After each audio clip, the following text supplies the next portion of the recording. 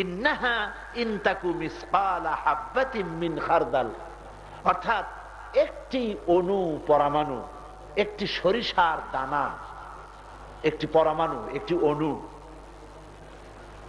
ফাতাকুন ফি সাখারাতিন, যদি তা পাথরের মধ্যে কোথাও লুকিয়ে থাকে, আও ফিস সামাওয়াতি, অথবা মহাশূন্যে কোথাও যদি তা হারিয়ে যায়, আও ফিল আরদি, অথবা জমিনের কোথাও যদি, পৃথিবীর কোন জমিনের পরতে যদি তা লুকায় থাকে, ইয়াতি বিহাল্লাহ, আল্লাহ পাক সেটাকে উপস্থিত করবেন।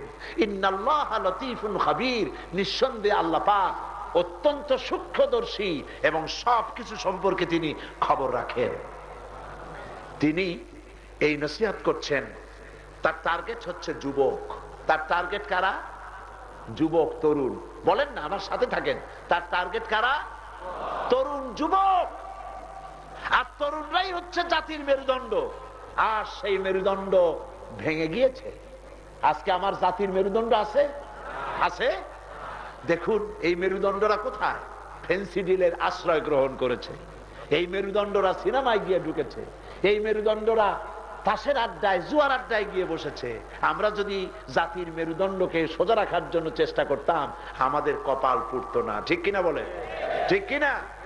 হযরতে লোকমান কি সুন্দর নসিহত করছেন।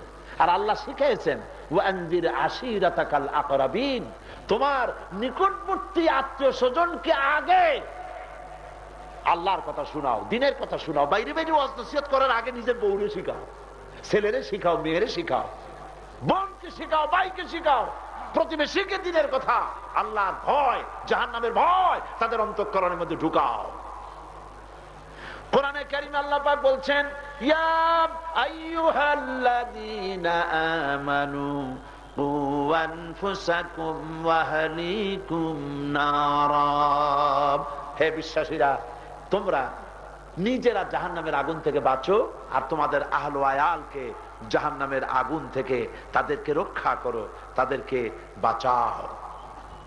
সন্তানকে দাওয়াতটাকে সঠিকভাবে দাওয়াতটা করার জন্য টেকনিকটা দেখেন। হযরত লোকমানকে আল্লাহ কি দান করেছেন কন্ত? বলেন না, কি দিয়েছেন? কি জ্ঞান! এবার দেখেন, ছেলেকে বলতে পারতেন, ও বেটা শোন।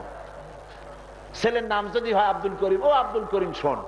তিনি কিন্তু ও বেটা শোন, ও আব্দুল করিম শোন, এরকম কিন্তু তিনি বলেন নাই। তিনি কি বলেছেন? ইয়া বুনাইয়া।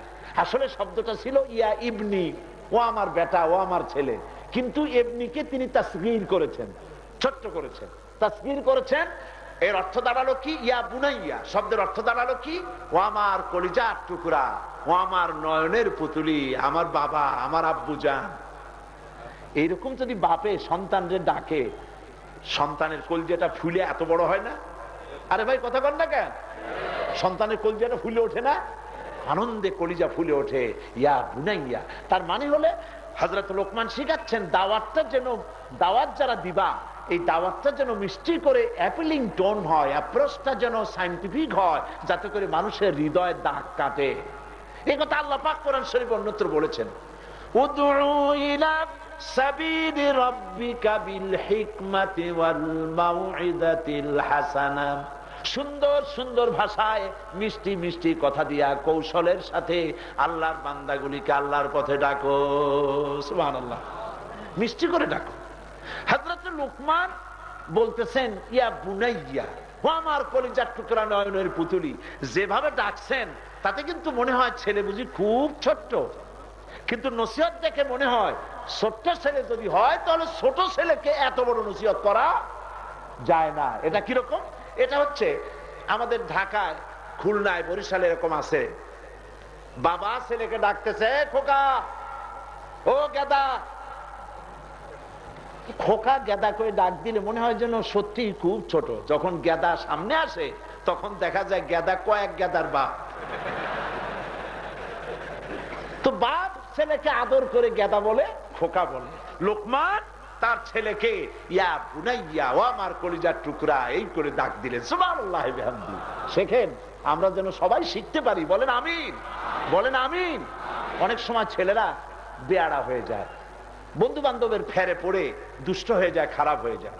তখন বাপেও কথা বলে না, মায়েও কথা বলে না, বোনেও কথা বলে না, বাড়িতে জায়গা হয় না, ছেলে যা খারাপ হয়েছিল আরো খারাপ হয়ে যায়। ঠিক কিনা বল? আপনার নজরে যখন পড়লো ছেলে খারাপ ছেলেদের সাথে ঘুরতেছে, খারাপ মেয়েদের সাথে ঘুরতেছে, ফেন্সিডিল খায়, শয়তানদের সাথে লাইন দিয়েছে, আপনি রাগ করিয়া মুখ ফিরায় থাকবেন না। ছেলে সর্বনাশ হবে। ছেলেরা কাছে ডাইকা ওর ঘাড়ে চুমা দেন, ওর মাথায় চুমা দেন, বলেন বাবা তুমি মুসলমানের সন্তান, শয়তানদের সাথে ঘুরো না। কাছে বসে খাওয়ান, কাছে বসাইয়া খাওয়ান, নিজের পাতের থেকে মাছের টুকরা ওর পাতে উঠায় দেন, ওর মুখে তুলে দেন, ছেলে আপন ইচ্ছায় আপনার হাতের মুঠায় এসে যাবে। সুবহানাল্লাহ। দেখেন আল্লাহ পাক এই যে দয়া মায়া এবং মানুষের প্রতি ভালোবাসা, এটা আর্টিফিশিয়াল হলে চলে না। আমার রাসূল ছিলেন ভালোবাসা মুহাব্বত দিয়ে দাওয়াত করার, দাওয়াত দেওয়ার জন্য উৎকৃষ্ট নমুনা। আল্লাহ রাব্বুল আলামিন বলেন ফাবিমা রাহমাতিন মিনাল্লাহি লিনতা লাহুম ওয়ালাউ কুনতা ফাদ্দাল গালিজাল কলব লানফাদ্দু মিন হাওলিক। আল্লাহ পাক বলেন ফাবিমা রাহমাতিন মিনাল্লাহ, আপনার উপরে আল্লাহর করুণা। সুবহানাল্লাহ। ও নবী আপনার উপরে আল্লাহর করুণা কিরকম? আপনার কলিজাটাকে আল্লাহ পাক নরম করে দিয়েছেন। সুবহানাল্লাহ। ওয়ালাউ কুনতা ফাদ্দাল গালিজাল কলব লানফাদ্দু মিন হাওলিক, যদি আপনার কলিজাটা কঠিন হতো, ব্যবহারটা রূঢ় হতো, আপনার চতুর্পাশ থেকে লোকেরা সব ছিটকে পড়ে যেত, কেউ কাছে থাকতো না। আপনার কাছে যারা আসে এখন কি হয়ে থাকে? আটকে থাকে। আপনারা জানেন বিল্ডিং তৈরি হয় ইট দিয়ে। বিল্ডিং তৈরি হয় কি দিয়ে?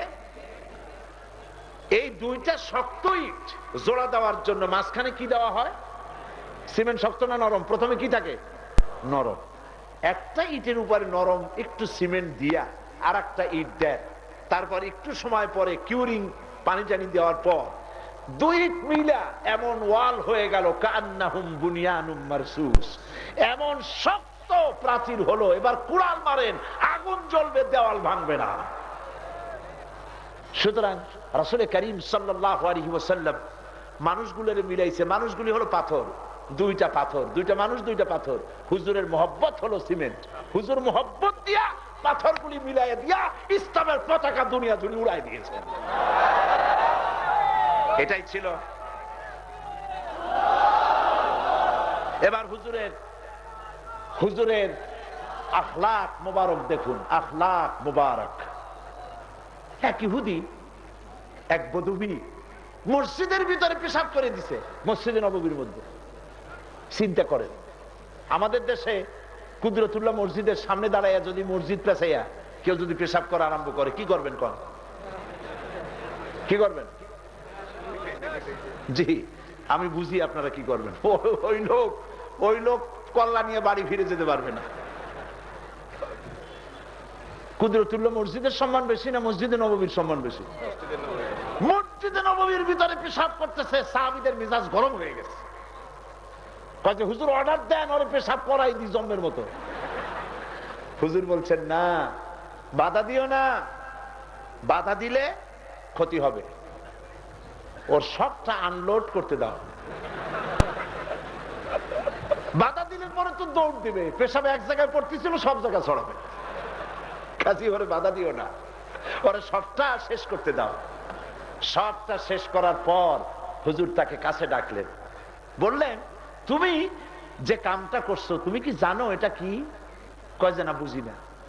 তিনি বললেন এটা হলো মসজিদ, মুসলমানেরা এখানে আল্লাহ পাকের ইবাদত করে। তোমাদের ইবাদতের জায়গায় উপাসনালয় যদি কেউ এই কামটা করতো তোমার কেমন লাগতো? তুমি যখন আবার কখনো যদি আসো, এ কাজ করা লাগলে বাইরে গিয়ে করবা, মসজিদের মধ্যে এই কাজ খবরদার আর করবা না। ইহুদি বললেন কি জানেন? ইহুদি বলতেছেন,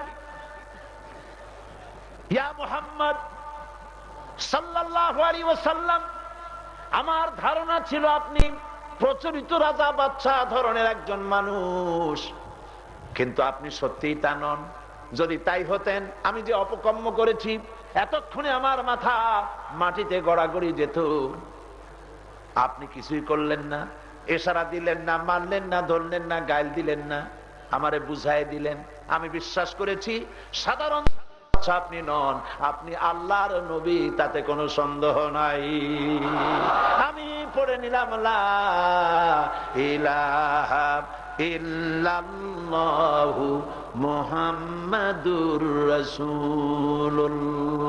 জোরে সরে পড়েন লা ইলাহা ইল্লাল্লাহ, লা ইলাহা ইল্লাল্লাহ, লা ইলাহা, আরো জোরে পড়েন লা ইলাহা ইল্লাল্লাহ, লা ইলাহা, জাযাকুমুল্লাহ, লা ইলাহা ইল্লাল্লাহ, লা ইলাহা ইল্লাল্লাহ মুহাম্মাদুর রাসূলুল্লাহ। রাসূল করিম সাল্লাল্লাহু আলাইহি ওয়াসাল্লাম বললেন, সাহাবীদেরকে বললেন, ইন্নামা বুইসতুম মুয়াসসিরিন, ইন্নামা বুইসতুম মুয়াসসিরিন। ও আমার সাহাবীরা, তোমাদেরকে পৃথিবীতে আল্লাহ পাঠাইছেন সহজ করার জন্য, কঠিন করার জন্য নয়। কঠিন করো না। যখনই দিনের দাওয়াতে তিনি কোন দল পাঠাতেন, বলতেন ইয়াসসিরু ওয়ালা তুআসসিরু, বাশশিরু ওয়ালা তুনাফফিরু। ও আমার সাহাবীরা, দিনকে সহজ করে মানুষকে বুঝাইও, কঠিন করে বুঝাইও না। বেহেশতের সুসংবাদ দিয়া মানুষকে আল্লাহর দ্বীনের দিকে দাওয়াত দিও, জাহান্নামের ভয় দেখাইয়া মানুষগুলিকে আল্লাহর রাস্তা থেকে সরাই দিও না। সুবহানাল্লাহ। এই ছিল রাসূল করিম সাল্লাল্লাহু আলাইহি ওয়াসাল্লামের আখলাক মুবারক। হযরত লোকমানের টার্গেট হচ্ছে কে বলে? যুবক। যুবক। কি কথা তিনি শিখাচ্ছেন যুবককে? এই তরুণ যুবক, তরুণ যুবকদেরকে ভালোবাসতে হবে। আমার রাসূল বলেছেন, উসিকুম বিশ-শাবাবে খায়রা ফাইন্নাহুম আরাক্কু আফইদা লাকাদ বা'সানি আল্লাহু বিল হানিফিয়্যাতি সামহা ফাহালাফানি আশ-শাবাব ওয়া খালাফানি আশ-শুয়ুখ। ক্বালা রাসূলুল্লাহ সাল্লাল্লাহু আলাইহি ওয়াসাল্লাম। হুজুর বলছেন, আমি নসিহত করছি তোমাদেরকে, তোমরা যুবকদের ব্যাপারে কল্যাণকামী হও। কারণ আমাকে আল্লাহ পাক উদারতা সহকারে পৃথিবীতে পাঠিয়েছে দ্বীন হানিফকে প্রতিষ্ঠিত করার জন্য। এই ব্যাপারে আমাকে সাহায্য করেছে যুবকেরা। শুনতেছেন কথা? এই ব্যাপারে, দ্বীন প্রতিষ্ঠার ব্যাপারে আমাকে সাহায্য করেছে যুবকেরা, আর এই ব্যাপারে আমার সাথে বিরোধিতা করেছে বুড়োরা। যুবকরা খুশি হবে না? আলহামদুলিল্লাহ বলবা না? বৃদ্ধ যারা, তাদের কিন্তু নারাজ হওয়ার কোনো কারণ নেই। আমরা কিন্তু যৌবনকালটা পার হয়ে আসছি, ঠিক না? আমিও কিন্তু আপনাদের দলে, আমরা ওই কাল পার হয়ে এসেছি। যুবকরাই রাসূলুল্লাহকে সাহায্য করেছেন। দেখেন না, হযরত আবু বকর রাদিয়াল্লাহু তাআলা আনহু ইসলাম কবুল করলেন, বয়স 37 বছর ছিল, 40-এর নিচে, সব 40-এর নিচে। ওমর রাদিয়াল্লাহু তাআলা 26 বছর বয়সে ইসলাম কবুল করেছেন। হযরত আব্দুর রহমান বিন আওফ 17 বছর বয়সে ইসলাম গ্রহণ করেছেন। হযরত জারির ইবনে বাজালি 13 বছর বয়সে ইসলাম কবুল করেছেন। হযরত আলী রাদিয়াল্লাহু তাআলা 8.5 বছর বয়সে ইসলাম কবুল করেছেন। সব 40-এর নিচে। আর যারা বিরোধিতা করলো, সব 40-এর উপরে। আবু জাহাল 40-এর উপরে, আবু সুফিয়ান 40-এর উপরে, উতবা, সাইবা, মুগিরা, গোষ্ঠী সুদ্ধা সব 40-এর উপরে। আর যারা সাহায্য করেছে তাদের বয়স সব 40-এর নিচে। এই জন্যে হুজুর বলছেন, উসিকুম বিশ-শাবাবি খায়রা, আমি তোমাদেরকে নসিহত করছি, যুবকদের ব্যাপারে তোমরা কল্যাণকামী হবে। হযরত আবু সাঈদ খুদরী রাদিয়াল্লাহু তাআলা আনহু, তিনি কোন যুবক মাহফিলে আসতে দেখলেই তিনি দাঁড়িয়ে যেতেন আর বলতেন, মারহাবান বিওয়াসিয়াতি রাসূলিল্লাহ সাল্লাল্লাহু আলাইহি ওয়াসাল্লাম, আমারানা আন নাহফাযাল হাদিসা ওয়া নুওয়াসি'a লাকুম ফিল মাজালিস। তিনি বলতেন, যদি কোন যুবক আসতে দেখতেন তিনি দাঁড়ায় যেতেন, বলতেন, ওয়েলকাম, স্বাগতম হে যুবক, তুমি তো রাসূলুল্লাহর চলমান উপদেশ। এসো বসো, আমার চাদরে বসো। রাসূলুল্লাহ আমাদেরকে দুইটা আদেশ করেছেন। একটা আদেশ করেছেন আন্নাহফাজাল হাদিসা, আমরা যেন রাসূলুল্লাহর হাদিসগুলিকে মুখস্থ করি। ওয়া নুআসসিয়া লাকুম ফিল মাজালিস, আর আমাদের মজলিস সময়ে যেন যুবকদেরকে জাগা করে দেই। সুবহানাল্লাহ। যুবকদেরকে ভালোবাসুন, তাদের জায়গা করে দেন। যুবকদের যদি জায়গা না করে দেন তাহলে ওরা কিন্তু জায়গা বানাতে পারে না। আপনার গায়ে 10-15টা মশা পড়লেও বুড়া মানুষ চোখে দেখে না, কানে শোনে না, দাঁড়াইতে পারে না, মাজা কটকট করে ওঠে। মশা 10-15টা পড়ছে, থাপ্পড় মারবে সে শক্তিও নাই।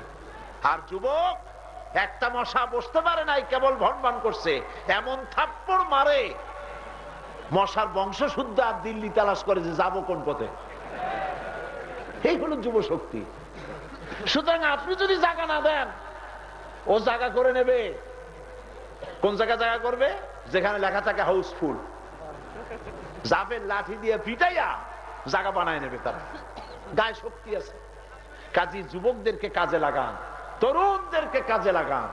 যুবক আর তরুণ এটাই হয়েছে আসল সময়, যে সময় মানুষ দ্বীনের কাজ করতে পারে। হযরত জারীর ইবনে বাজালি রাদিয়াল্লাহু তাআলা আনহু রাসূলুল্লাহর এক সাহাবী, চাঁদের মতো চেহারা ছিল।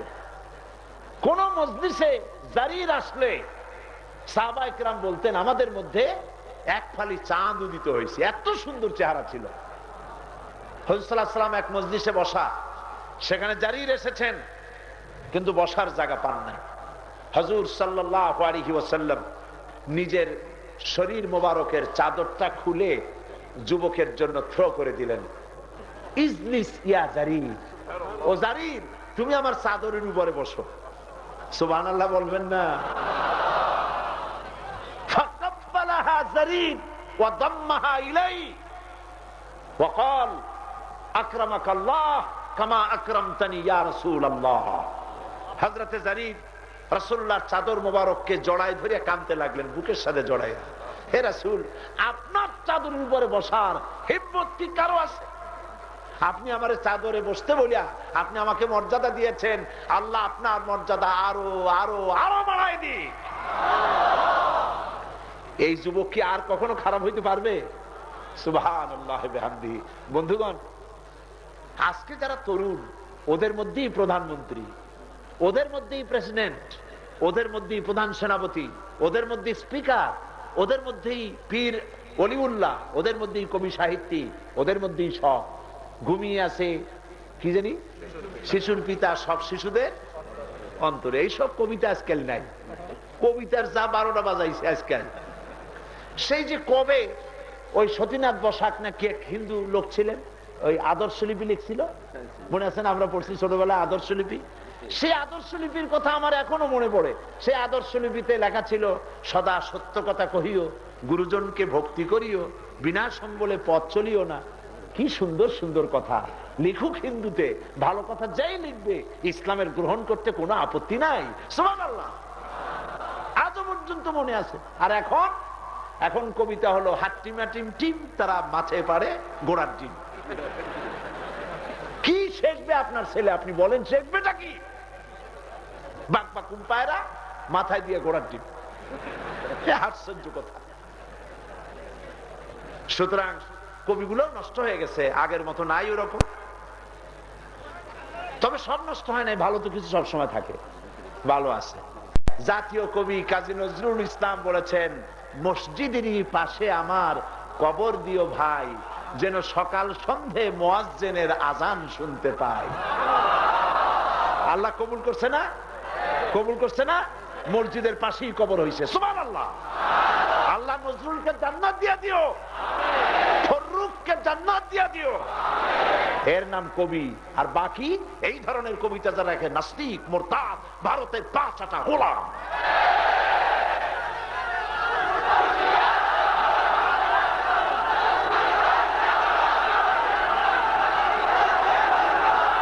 সুতরাং আমি বলতেছিলাম ঘুমিয়ে আছে শিশুর পিতা সব শিশুদের অন্তরে।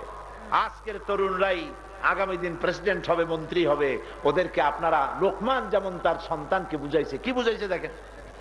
আসেন, হযরত লোকমান বলেন, ইয়া বুনাইয়া, ও আমার কলিজার টুকরা, আমার নয়নের পুতুলি, ইন্নাহা ইন তাকু মিসকালা হাববাতিন মিন খারদালিন ফাতাকুন ফি সাখরাতিন আও ফিস সামাওয়াতি আও ফিল আরদি ইয়াতি বিহাল্লাহ। কত বড় কথা! ও আমার কলিজার টুকরা সন্তান, শোনো, একটা অণু, একটা পরমাণু, একটা রেণু, বুঝতেছেন কথা? বুঝতেছেন?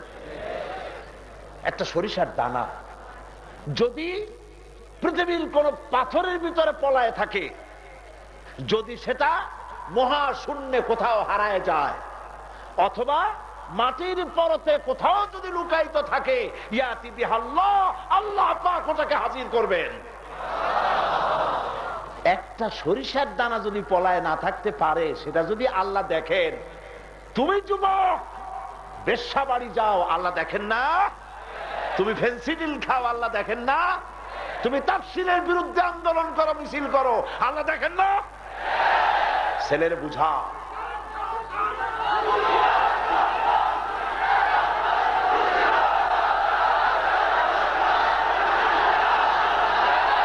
ছেলেকে বুঝাও, যুবকদের বুঝাও। হযরত লোকমান সন্তানকে বুঝাচ্ছেন, ও আমার কলিজার টুকরা সন্তান, একটা সরিষাও গোপন থাকবে না, কাজেই তোমার আমলও গোপন থাকার বিষয় নয়। তুমি যা করো সব আল্লাহ দেখেন, আল্লাহ শোনেন। খবরদার তোমার আমলকে ইসলাহ করো, সহি করো। সুবহানাল্লাহ। আমরাও যেন আমাদের সন্তানদেরকে এভাবে নসিহত করতে পারি, আল্লাহ আমাদেরকে তৌফিক দাও। আল্লাহ কিয়ামতে আমরা যেন আমাদের সন্তানের কারণে যেন আসামি না হয়ে যায়। আমাদের সন্তানগুলি নামাজি বানাও, দিনদার বানাও, পরেজগার বানাও, ইসলামের খাদেম বানায় দাও। এরপরে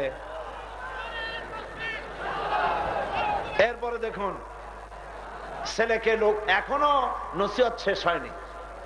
হযরতে লোকমান এরপরে নসিহত করছেন, ইয়া বুনাইয়া ইন্নাহা, ইয়া বুনাইয়া আকিমিস সালাতা ওয়া আমুর বিল মা'রুফি ওয়ানহা আনিল মুনকার ওয়াসবির আলা মা আসাবাক ইন্না যালিকা মিন আজমিল উমুর।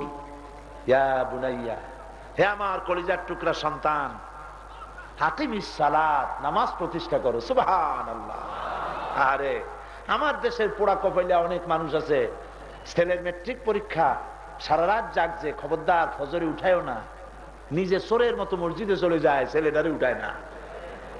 রোজা রাখতেছে, রোজার পরই ছেলের পরীক্ষা, খবরদার রোজা রাখিস না বাবা। আছেন এরকম সর্বনাশে মা বাবা? ছেলেকে নামাজ পড়ান। বাপ কি সুন্দর নসিহত করছে। আপনি চিন্তা করেন, লোকমান পয়গম্বর নন, একজন সাধারণ মানুষ, তবে অসাধারণ। অসাধারণ, আল্লাহ তারে জ্ঞান দান করছে। লোকমান নসিহত করেছেন নিজের ছেলেকে, সেই নসিহত আল্লাহর কাছে এত প্রিয় হয়েছে, যার করে কোরআন শরীফে আল্লাহ পাক তার নসিহত তুলে দিয়েছেন। চিরকাল কিয়ামত পর্যন্ত পৃথিবীর মানুষ লোকমানের এই নসিহত থেকে উপকৃত হবে। সুবহানাল্লাহ। ছেলেকে আপনিও বলেন, ও আমার ছেলে, আসো নামাজ পড়ো। আজ তো নামাজ নাই, ছেলেরা নামাজ পড়ে না, অধিকাংশ ছেলেরা নামাজ পড়ে না, ঠিক কিনা? কলেজে যায়, হাই স্কুলে যায়, বিশ্ববিদ্যালয়ে যায়, নামাজ নাই। কি এর নামাজ? নামাজ নাই। নামাজ তো ভালো। এই যে মিছিল, নিজেদেরকে মুসলমান বলে পরিচয় দিতেও শরম বোধ করে তারা। মিছিল করে, জনসভা করে, আল্লাহু আকবার শব্দটাও বলে না, নারায়ে তাকবীর আল্লাহু আকবার বলে না। আছেন এমন দল? এরকম দল আছে কিনা? হয়তো সিলেটে নাই। আচ্ছা বাবা, মিছিল করো, হাজারো স্লোগান দাও, নারায়ে তাকবীর আল্লাহু আকবার স্লোগান দেওয়া যায় না কেন? এ কথা নেতাদের জিজ্ঞেস করতে পারো না কেন? নেতাদের বলতে পারো না যে আমরা মুসলমান সন্তান, আমার মাও মুসলমান, বাবাও মুসলমান, আমাদের দেশটাও মুসলিম দেশ, তো হাজারো স্লোগান আমরা দিতে পারি, নারায়ে তাকবীর আল্লাহু আকবার স্লোগান দিই না কেন? এই প্রশ্নটা মনে জাগে না কেন বাবা? জাগা উচিত না? জাগা উচিত না? আল্লাহু আকবারই তো আমার জীবনের শ্রেষ্ঠ স্লোগান। আমরা যখন জন্মগ্রহণ করেছি পৃথিবীতে, আমাদের কানে প্রথম কথা এসেছে কি? বলেন জোরে। আজানের প্রথম শব্দ কি? ইকামতের প্রথম শব্দ কি? নামাজের প্রথম শব্দ কি? জীবনের শেষ নামাজ কোনটি? জানাজা। এই জানাজার প্রথম শব্দ কি? শেষ শব্দ কি? এর সিগনিফিকেন্স কি? সিগনিফিকেন্স হলো তুমি মুসলমান, তোমার জন্ম থেকে শুরু করে মৃত্যু পর্যন্ত তোমাকে ঘোষণা করতে হবে আল্লাহু আকবার। বলেন তো গায়ের জোর দিয়ে আল্লাহু আকবার। এরকম হবে না, সমস্ত শক্তি দিয়া বলেন আল্লাহু আকবার।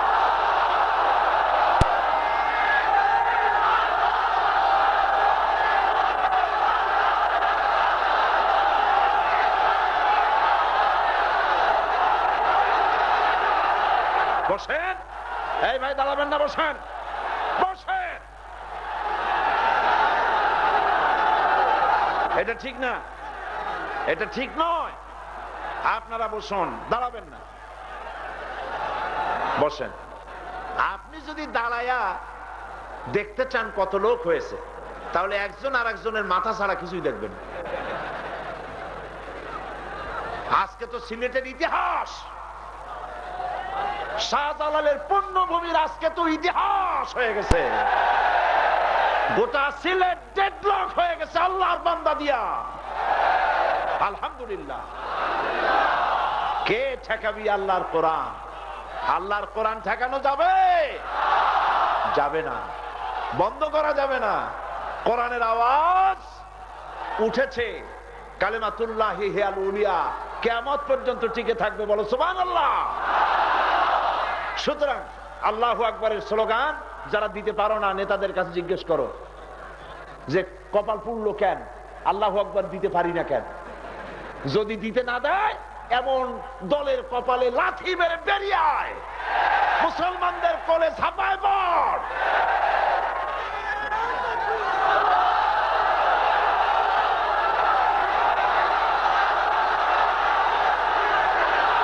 নামাজ, নামাজ। আল্লাহ রাব্বুল আলামিন হযরত লোকমানের নসিহত কোরআনে কারীমের ভিতরে চিরন্তন করে দিলেন। হযরত লোকমান বলতেছেন, ইয়া বুনাইয়া আকিমিস সালাত, ও আমার কলিজার টুকরা সন্তান, নামাজকে প্রতিষ্ঠা করো, নামাজ কায়েম করো। মুসলমান জীবনের শ্রেষ্ঠ ইবাদতের নাম কি? নামাজ। এর থেকে বড় ইবাদত আর নামাজ পড়লে মুসলমান, নামাজ না পড়লে। আল ফারকু বাইনাল আবদি ওয়াল কুফরি, বান্দা এবং কাফের, এর মধ্যে পার্থক্য কি? পার্থক্য কি? নামাজ। যে নামাজ পড়লো সে আল্লাহর বান্দা, যে নামাজ পড়লো না কুফরি করলো। কি করলো? মান তারাকা সালাতান মুতাআম্মিদান ফাকাদ কাফারা। নবীজি বলেন, যে ব্যক্তি ইচ্ছে করে নামাজ ছেড়ে দিল সে কুফরি করলো। আল্লাহর নবী বলেছেন, কিয়ামতের দিন সর্বপ্রথম রব্বুল আলামিন নামাজের প্রশ্ন করবেন। এই নামাজের প্রশ্নে যে কামিয়াব হবে, সব জায়গায় সমস্ত ইবাদত তার মঞ্জুর হয়ে যাবে। আর নামাজ এই প্রশ্নের জবাব যে দিতে পারবে না, তার কোন আমল আল্লাহর দরবারে মঞ্জুর হবে না। নামাজ লা দীনা লিমান লা সালাতা লাহু, যার কাছে নামাজ নাই তার কাছে দ্বীন নাই, ঈমান নাই, চরিত্র নাই, কিছুই নাই। আমার বন্ধুগণ, আল্লাহ পাক কোরআন শরীফের মধ্যে বলেছেন, এই নামাজ নিয়ে কিয়ামতের দিন জাহান্নামীদেরকে প্রশ্ন করা হবে। ইয়াতাসাআলুনা আনিল মুজরিমিন মা সালাকাকুম ফি সাকার ক্বালু লাম নাকু মিনাল মুসাল্লিন ওয়া লাম নাকু নুতঈমুল মিসকিন। মুজরিমদেরকে প্রশ্ন করা হবে কিয়ামতে, জাহান্নামে আসলি কেন? বলবে দুইটা কারণে আসছি। কয়টা কারণ? দুইটা কারণ। একটা কারণ হলো আমরা মিসকিনদেরকে খেতে দেই নাই, আর 2 নম্বরে আমরা নামাজ আদায় করি নাই। নামাজ আদায় না করলে পরে জাহান্নামে যেতে হবে। রাসূল করিম সাল্লাল্লাহু আলাইহি সাল্লাম জীবনের শেষ কথা বলে গিয়েছেন, নামাজ, নামাজ। আমার উম্মতেরা নামাজকে ছেড়ে দিও না। আমার বন্ধুগণ, যেই নামাজের জন্য আল্লাহর নবী মুহাম্মদ রাসূলুল্লাহ সাল্লাল্লাহু আলাইহি ওয়াসাল্লাম জীবনের শেষ কথা বলেছেন, আস-সালাত, আস-সালাত ওয়া মা মালাকাত আইমানুকুম, নামাজ, নামাজ। আমার উম্মতেরা নামাজ ছেড়ে দিও না। আর আল্লাহ পাক কোরআন শরীফের ভিতরে 82 জায়গায় বলেছেন, নামাজ আদায় করো, আকিমিস সালাত, নামাজ প্রতিষ্ঠা করো, নামাজ আদায় করো। বন্ধুগণ, এই নামাজের জন্য সন্তানদেরকে নসিহত করেন, নিজেরাও নামাজ আদায় করেন। মসজিদে মসজিদে যান, নামাজ ছেড়ে দিবেন না। নামাজ ছাড়লে মন্ত্রী হন, স্পিকার হন, এমপি হন, আর যেই হন, আল্লাহর দৃষ্টিতে নামাজ না পড়লে আল্লাহর দৃষ্টিতে মুসলমান না, মুসলমান না, মুসলমান নয়। জীবনেও আর নামাজ ছাড়বো না, এই কথা ওয়াদা করা যাবে? যাবে?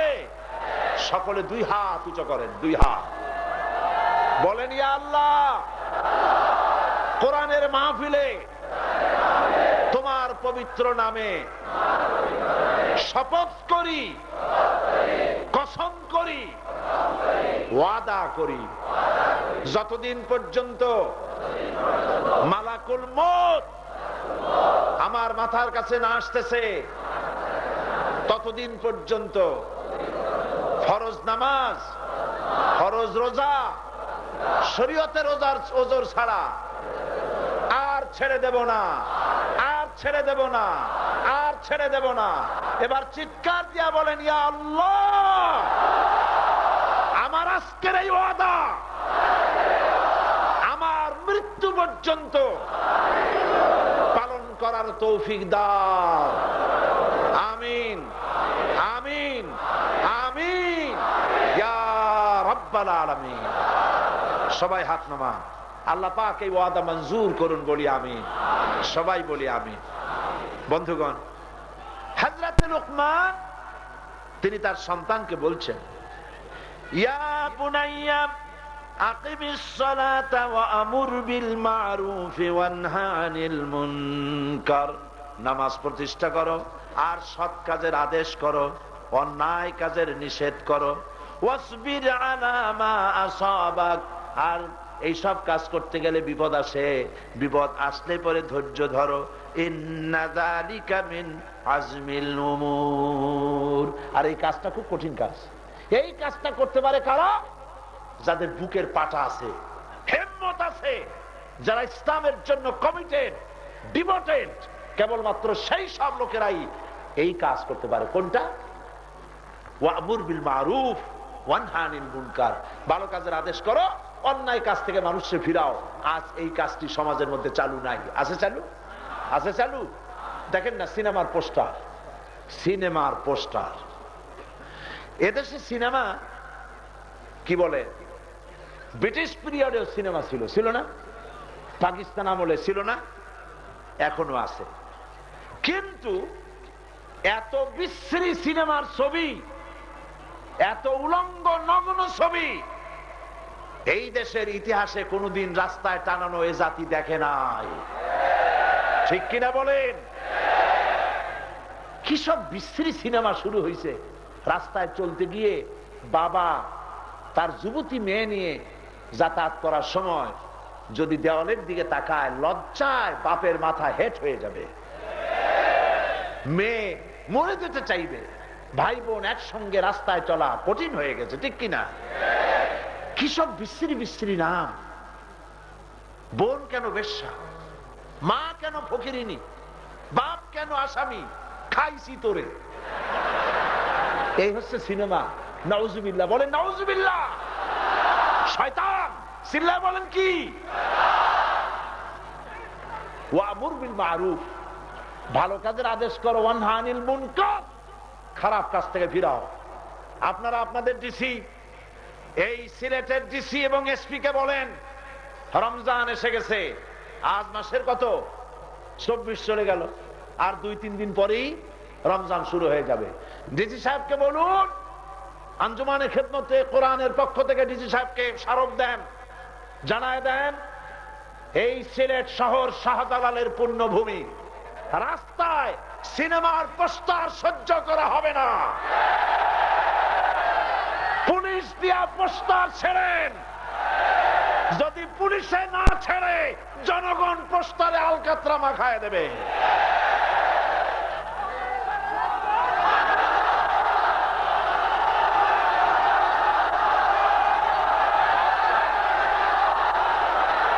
আজ মানুষের অন্যায় কাজের বাধা হচ্ছে না বলে আমার সমাজ খারাপ হয়ে যাচ্ছে, ঠিক কিনা? পত্র পত্রিকা ম্যাগাজিন, যে সমস্ত ম্যাগাজিন ছাপা হয়, porno magazine, cinema, dish line দিয়ে তো গোটা দেশটারে জাহান্নামের দিকে নিয়ে যাওয়া হচ্ছে। সিঙ্গাপুরের মতো জায়গা, সিঙ্গাপুরের মতো, সিঙ্গাপুর কি মুসলমান দেশ না কাফেরদের দেশ? কাফেরদের দেশ। সিঙ্গাপুরের মতো দেশ ডিশ লাইনের পারমিশন দেয়নি। ডিশ শুধুমাত্র স্পোর্টস, ওয়াইল্ড লাইফ, প্রাণী জগৎ, খেলাধুলা, এগুলি ছাড়া কোন স্যাটেলাইটের মাধ্যমে অশ্লীল ছবি আমদানির কোন সুযোগ সিঙ্গাপুরে নাই, একটা কাফেরের দেশে। অথচ 12 কোটি মুসলমানের দেশে উমরা করিয়া, হজ করে, মাথায় পট্টি লাগাইয়া জাতিকে জাহান্নামের দিকে নিয়ে যাওয়া হচ্ছে।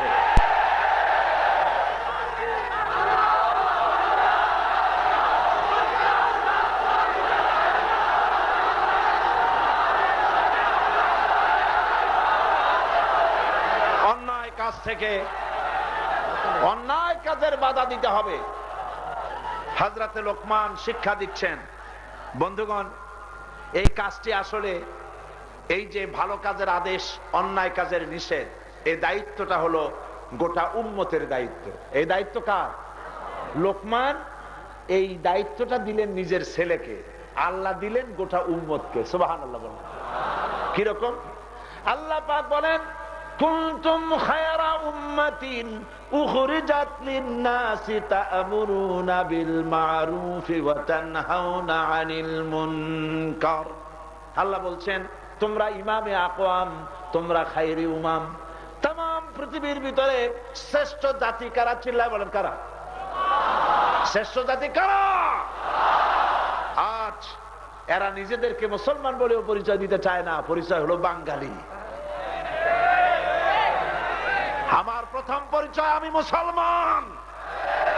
আমি বাঙালি হয়ে মরতে চাই না, মুসলমান হয়ে মরতে চাই, মুসলমান হয়ে বাঁচতে চাই। আমি, আমার প্রথম পরিচয়, শুনুন, এই দেশের 12 কোটি মুসলমানের পরিচয়। 1 নম্বর পরিচয় তারা মুসলমান, 2 নম্বরের পরিচয় বাংলাদেশের বলে তারা বাংলাদেশি, বাঙালি নয়।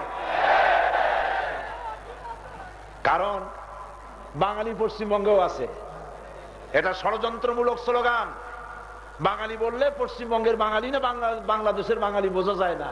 এই জন্য পরিচয় দিতে হবে আমরা বাংলাদেশি। আমরা কি? আমরা বাংলাদেশি। আর জাতি হিসেবে আমি মুসলমান। মুসলমান হিসেবে আমি পরিচয় দিতে গৌরব বোধ করি। আমি মুসলমান হয়ে জন্মেছি, মুসলমান হিসেবে বাঁচতে চাই, মুসলমান হিসেবে মরতে চাই। সুবহানাল্লাহ। একটা জাতি বেঁচে থাকার জন্য তার সব থেকে বড় জিনিস হচ্ছে তার কৃষ্টি, তার কালচার, তার সংস্কৃতি। সেই সংস্কৃতি ভুলিয়ে দেওয়া হচ্ছে আজ রেডিও, টেলিভিশনে। আল্লাহর কোন নাম এই টেলিভিশনে নাই। তারপরে অগ্নি পূজা, মূর্তি পূজা, ছবি পূজা, এগুলি দিয়ে দেশ ভরে ফেলানো হচ্ছে। বিশ্ব ভালোবাসা দিবস ঢাকায় উদযাপন হলো, বিশ্ব ভালোবাসা দিবস। কি যুবক যুবতী, কলেজ বিশ্ববিদ্যালয় বিশ্ব ভালোবাসা দিবসে পরস্পর পরস্পরে ফুল দেবে, সরোয়ার্দী উদ্যানের বাগানের মধ্যে গিয়া বাকবাকুম বাকবাকুম করবে। এ হলো বিশ্ব ভালোবাসা দিবস। আজিব। বিশ্ব ভালোবাসার বছরে একদিন ভালোবাসা দিবস পালন করা প্রয়োজন হতে পারে যাদের জীবনে কোনো ভালোবাসা নাই তাদের। আমার তো জন্মই হয়েছে ভালোবাসা দিয়া। আর দ্বীন ওয়ান নাসিহা, ইসলামের মানেই হলো ভালোবাসা। সুবহানাল্লাহ বলো। দ্বীন মানেই ভালোবাসা। ইসলামের প্রতিটি দিন ভালোবাসা। মুসলমানের প্রতিটি দিন মুরব্বীকে শ্রদ্ধা করার দিন, প্রতিটি দিন বাচ্চাকে স্নেহ করার দিন, প্রতিটি দিন ভালোবাসার দিন। সুবহানাল্লাহ বলো। এগুলি হলো হিন্দুদের সংস্কৃতি, কাফেরদের সংস্কৃতি।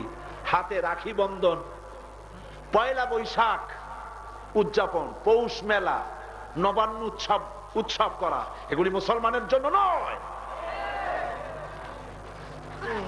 পয়লা বৈশাখ কবি, সাহিত্যিক, বুদ্ধিজীবীদের বড় বুদ্ধিজীবী কে প্রথম দিনে, দ্বিতীয় দিনে বলছি, মনে আছে না? এনারা কি করে? পয়লা বৈশাখ মুখোশ পরে, গাধার মুখোশ, কুমিরের মুখোশ, বিরাট কুমির, রাক্ষসের মুখোশ। আমি বুঝি না এর অর্থ কি, সিগনিফিকেন্স কি। ওনারা কি বুঝাতে চান যে আজকের পয়লা বৈশাখে রাক্ষসের মুখোশ পরে এই কথা কি বুঝাতে চান যে গোটা বছর জাতির সাথে রাক্ষসের মতো কারবার করবেন? কুত্তার মুখোশ পরে কি বুঝাতে চান? সারা বছর কুত্তার মতো ব্যবহার করবে জাতির সাথে? এই মুখোশ পরার সাথে মুসলমানদের কিসের সম্পর্ক? এদেশ ইসলামের। আমি পরিষ্কার করে বলছি, শোনো, কান পেতে শোনো, বাংলার 56,000 বর্গমাইলের দেশ রবীন্দ্রনাথের দেশ নয়, এটা সূর্য সেনের দেশ নয়, গৌর গোবিন্দের দেশ নয়, শাহজালালের দেশ, শাহ মখদুমের দেশ, শাহ পরানের দেশ, হাতি শহীদ তিতুমিরের দেশ।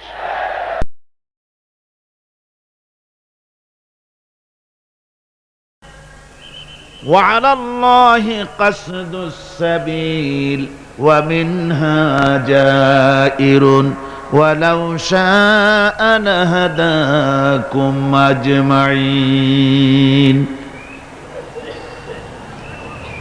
وعلى الله قصد السبيل।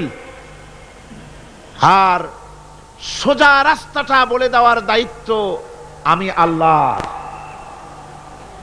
ওয়ামিনহা জাইরুন, যেখানে রয়েছে অসংখ্য বাঁকা পথ, আল্লাহ পাক বলছেন যেখানে অসংখ্য বাঁকা পথ, সেই অসংখ্য বাঁকা পথের মাঝে সোজা রাস্তাটা বলে দেওয়ার দায়িত্ব আমি আল্লাহ পাকের। সুবহানাল্লাহ বিহামদিহি। সেই সোজা রাস্তাটা বলে দেওয়ার দায়িত্ব আল্লাহ গ্রহণ করে গোটা পৃথিবীর মানুষের জন্য সোজা রাস্তা বলে দেওয়ার জন্যই নবুয়তের সিলসিলা চালু করেছেন, রিসালাত এই পৃথিবীর মানুষের জন্য প্রদান করেছেন সোজা রাস্তা বলে দেওয়ার জন্য। আমরা সোজা রাস্তাটা চেয়েছি আল্লাহর কাছে। সূরা ফাতিহার মধ্যে প্রত্যেক নামাজের মধ্যে প্রতি রাকাতে আমরা আল্লাহর কাছে সোজা রাস্তা চাই। কি বলেন, ঠিক না? আমরা নামাজের মধ্যে বলি ইহদিনাস সিরাতাল মুস্তাকিম সিরাতাল্লাযীনা আন'আমতা আলাইহিম গায়রিল মাগদুবি আলাইহিম ওয়ালাদ-দাল্লিন। আয় আল্লাহ, আমাদেরকে তুমি একটা সোজা সহজ সরল রাস্তা বলে দাও, নিয়ামত প্রাপ্তদের রাস্তা আমাদের বলো। আমরা সোজা রাস্তা চাই। আল্লাহ পাক আমাদের চাহিদা অনুযায়ী আগে থেকেই আল্লাহ পাক পৃথিবীর মানুষের জন্য সোজা রাস্তা বলে দেওয়ার জন্য পয়গম্বরদেরকে প্রেরণ করেছেন। এই নবুয়ত, এই রিসালাত হচ্ছে পৃথিবীর মানুষের জন্য সবচাইতে বেশি জরুরি। আর এই নবুয়তকে আল্লাহ রাব্বুল আলামিন যে দান করলেন, তা মানুষেরা নিজেরা নির্বাচনের মাধ্যমে নবী বানাতে পারে না, নবী আল্লাহই তৈরি করেন। নবী ইলেকশনের মাধ্যমে, ভোটের মাধ্যমে নবী তৈরি হয় না। নবী তৈরি হয় কিসের মাধ্যমে বলুন?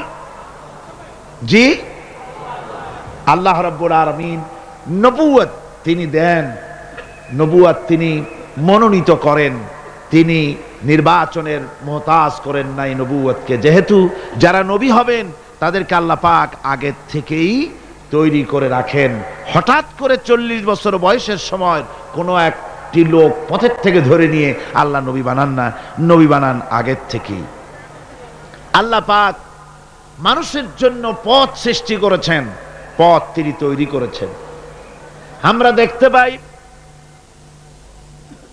সমুদ্রের ভিতরে নাবিকেরা তারা যখন স্টিমার চালায়, নৌযান যখন চালায়, তখন দিনের বেলায় সূর্যের আলো দিয়ে চলে, রাতের আঁধারে যেন পথ না হারায় সেজন্য রব্বুল আলামিন আকাশে তারকা খচিত করে নাবিকদেরকে পথের দিশা দিয়ে দিয়েছেন। আবার তিনি মরুভূমির ভিতরে ধু প্রান্তরের মধ্যে নিশানা তৈরি করে মানুষের পথের দিশা দিয়েছেন। যে আল্লাহ রব্বুল আলামিন মানুষের এমনি করে সমুদ্রের মধ্যে, পাহাড়ের ভিতরে, প্রান্তরের মধ্যে পথের দিশা দিয়ে দিয়েছেন, সেই আল্লাহ রব্বুল আলামিন মানুষের জীবনের চলার জন্য আলো প্রদান করেন নাই, পথ প্রদান করেন নাই। এটা কেবলমাত্র বেকুবরাই চিন্তা করতে পারে। কারা চিন্তা করবে এটা? যারা বেকুব, যারা আহমক, ওরাই চিন্তা করতে পারে। আল্লাহ পাক পথ তৈরি করেছেন, আলো জ্বালিয়েছেন। কোরআনে কারিমে রব্বুল আলামিন বলেছেন, قد جاءكم من الله نور وكتاب مبين। আমি আল্লাহর পক্ষ থেকে তোমাদের জন্য এসেছে আলো, আর আমি তোমাদের দিয়েছি স্পষ্ট কিতাব। আমার পক্ষ থেকে যে আলো তোমাদেরকে দান করেছি, সে আলো হচ্ছেন মুহাম্মদুর রাসূলুল্লাহ সাল্লাল্লাহু আলাইহি ওয়াসাল্লাম, তিনি হতেছেন আলো। আর একটা কিতাব দিয়েছি, ওই কিতাবের নাম হচ্ছে কোরআনে কারীম। কোরআন শরীফ দিয়েছে, স্পষ্ট কিতাব। আর আলো দিয়েছি, আলো হচ্ছেন মুহাম্মদুর রাসূলুল্লাহ সাল্লাল্লাহু আলাইহি ওয়াসাল্লাম।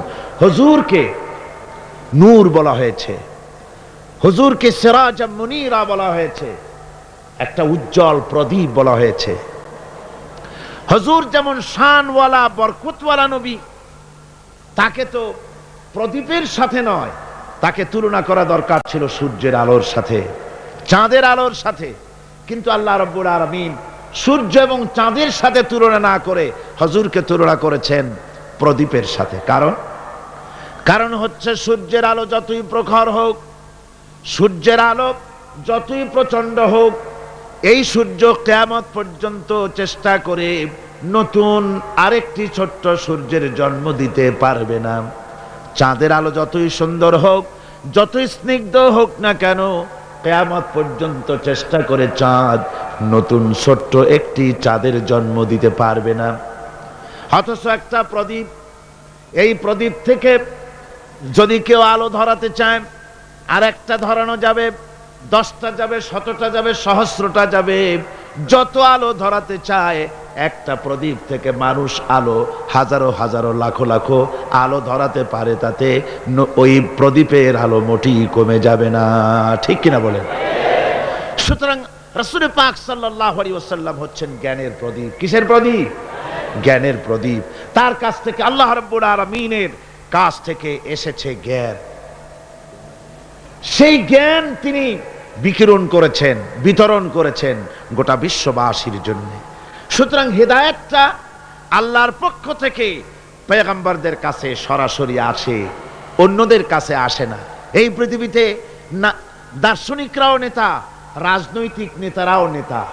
যত নেতা আছে, দার্শনিক হোক আর রাজনৈতিক নেতা হোক, যত রকমের নেতা আছে, সমস্ত নেতারা কথা বলে মন মস্তিষ্ক দিয়ে, আন্দাজ এবং অনুমানের উপরে ভিত্তি করে অন্ধকারে ঢিল ছোড়ে।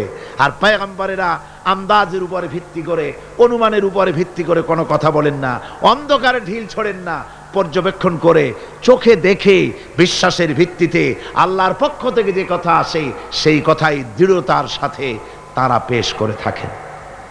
নবীরা হচ্ছেন মাসুম। নবীরা কি? মাসুম, বেগুনাহ, তাদের কোনো গুনাহ নাই। আল্লাহ পাক তাদেরকে হেফাজত করেন। কে হেফাজত করেন? আল্লাহ সুবহানাহু ওয়া তাআলা। শয়তান হচ্ছে মোস্ট পাওয়ারফুল। শয়তানের এত বড় পাওয়ার, সে যে কোনো মুহূর্তে যে কোনো আলেম, যে কোনো পীর, যে কোনো সুফি, দরবেশ, হাজি, গাজী যে কোনো ব্যক্তিকে ওয়াসওয়াসা দিতে পারে, প্রতারণা দিতে পারে, কিন্তু নবীদেরকে প্রতারণা দিতে পারে না। আল্লাহ পাক শয়তানের সব রকমের কুমন্ত্রণা এবং ওয়াসওয়াসা থেকে আল্লাহ পাক নবীদেরকে কি করেছেন? হেফাজত করেছেন। এই পৃথিবীর মানুষের জন্য আল্লাহ রাব্বুল আলামিনের সবচেয়ে বড় ইহসান হচ্ছে যে তিনি আমাদের জন্য নবী দিয়েছেন, হেদায়েত আমাদের দিয়েছেন নবীর মাধ্যমে। আর তাও আবার তিনি নবী দিয়েছেন মানুষের মধ্য থেকে, কোন নবী ফেরেশতাদের মধ্য থেকে দেওয়া হয়নি। নবীর বশরিয়ত সম্পর্কে গত বছরের তাফসীরের মাহফিলে সূরা ফুরকান থেকে আলোচনা করেছিলাম, বোধহয় আপনাদের মনে আছে, মনে আছে না?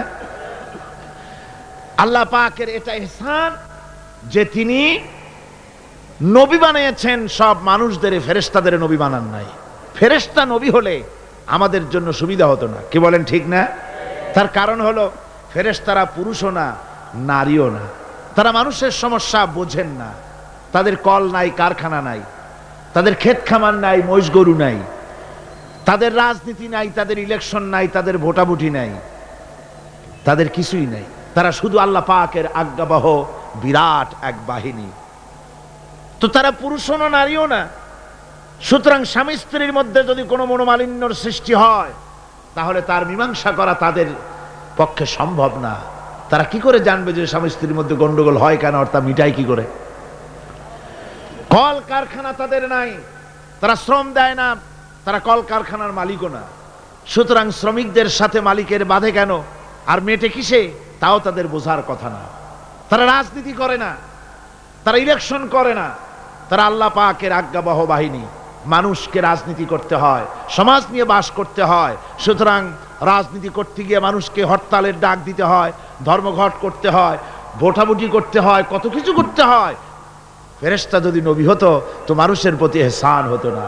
এই জন্য আল্লাহ রাব্বুল আলামিন মানুষের প্রতি সবচাইতে তিনি হচ্ছেন বড়, তিনি সবচাইতে ইহসানকারী, তিনি মানুষের প্রয়োজন বোঝেন। এই জন্য মানুষের জন্য তিনি যে নবী বানালেন, সমস্ত নবীরাই ছিলেন মানুষ। সমস্ত নবীরাই কি? সবাই জোরে সোরে বলেন, নবীরা কি ছিলেন? আল্লাহ পাক নবী দিয়েছেন, আবার মানুষ সৃষ্টি করে তার হেদায়েতের রাস্তা দেখিয়ে দিয়েছেন। আল্লাহ এমন কিছু সৃষ্টি করেন নাই যার চলার পথ দেন নাই, চলা শিখান নাই।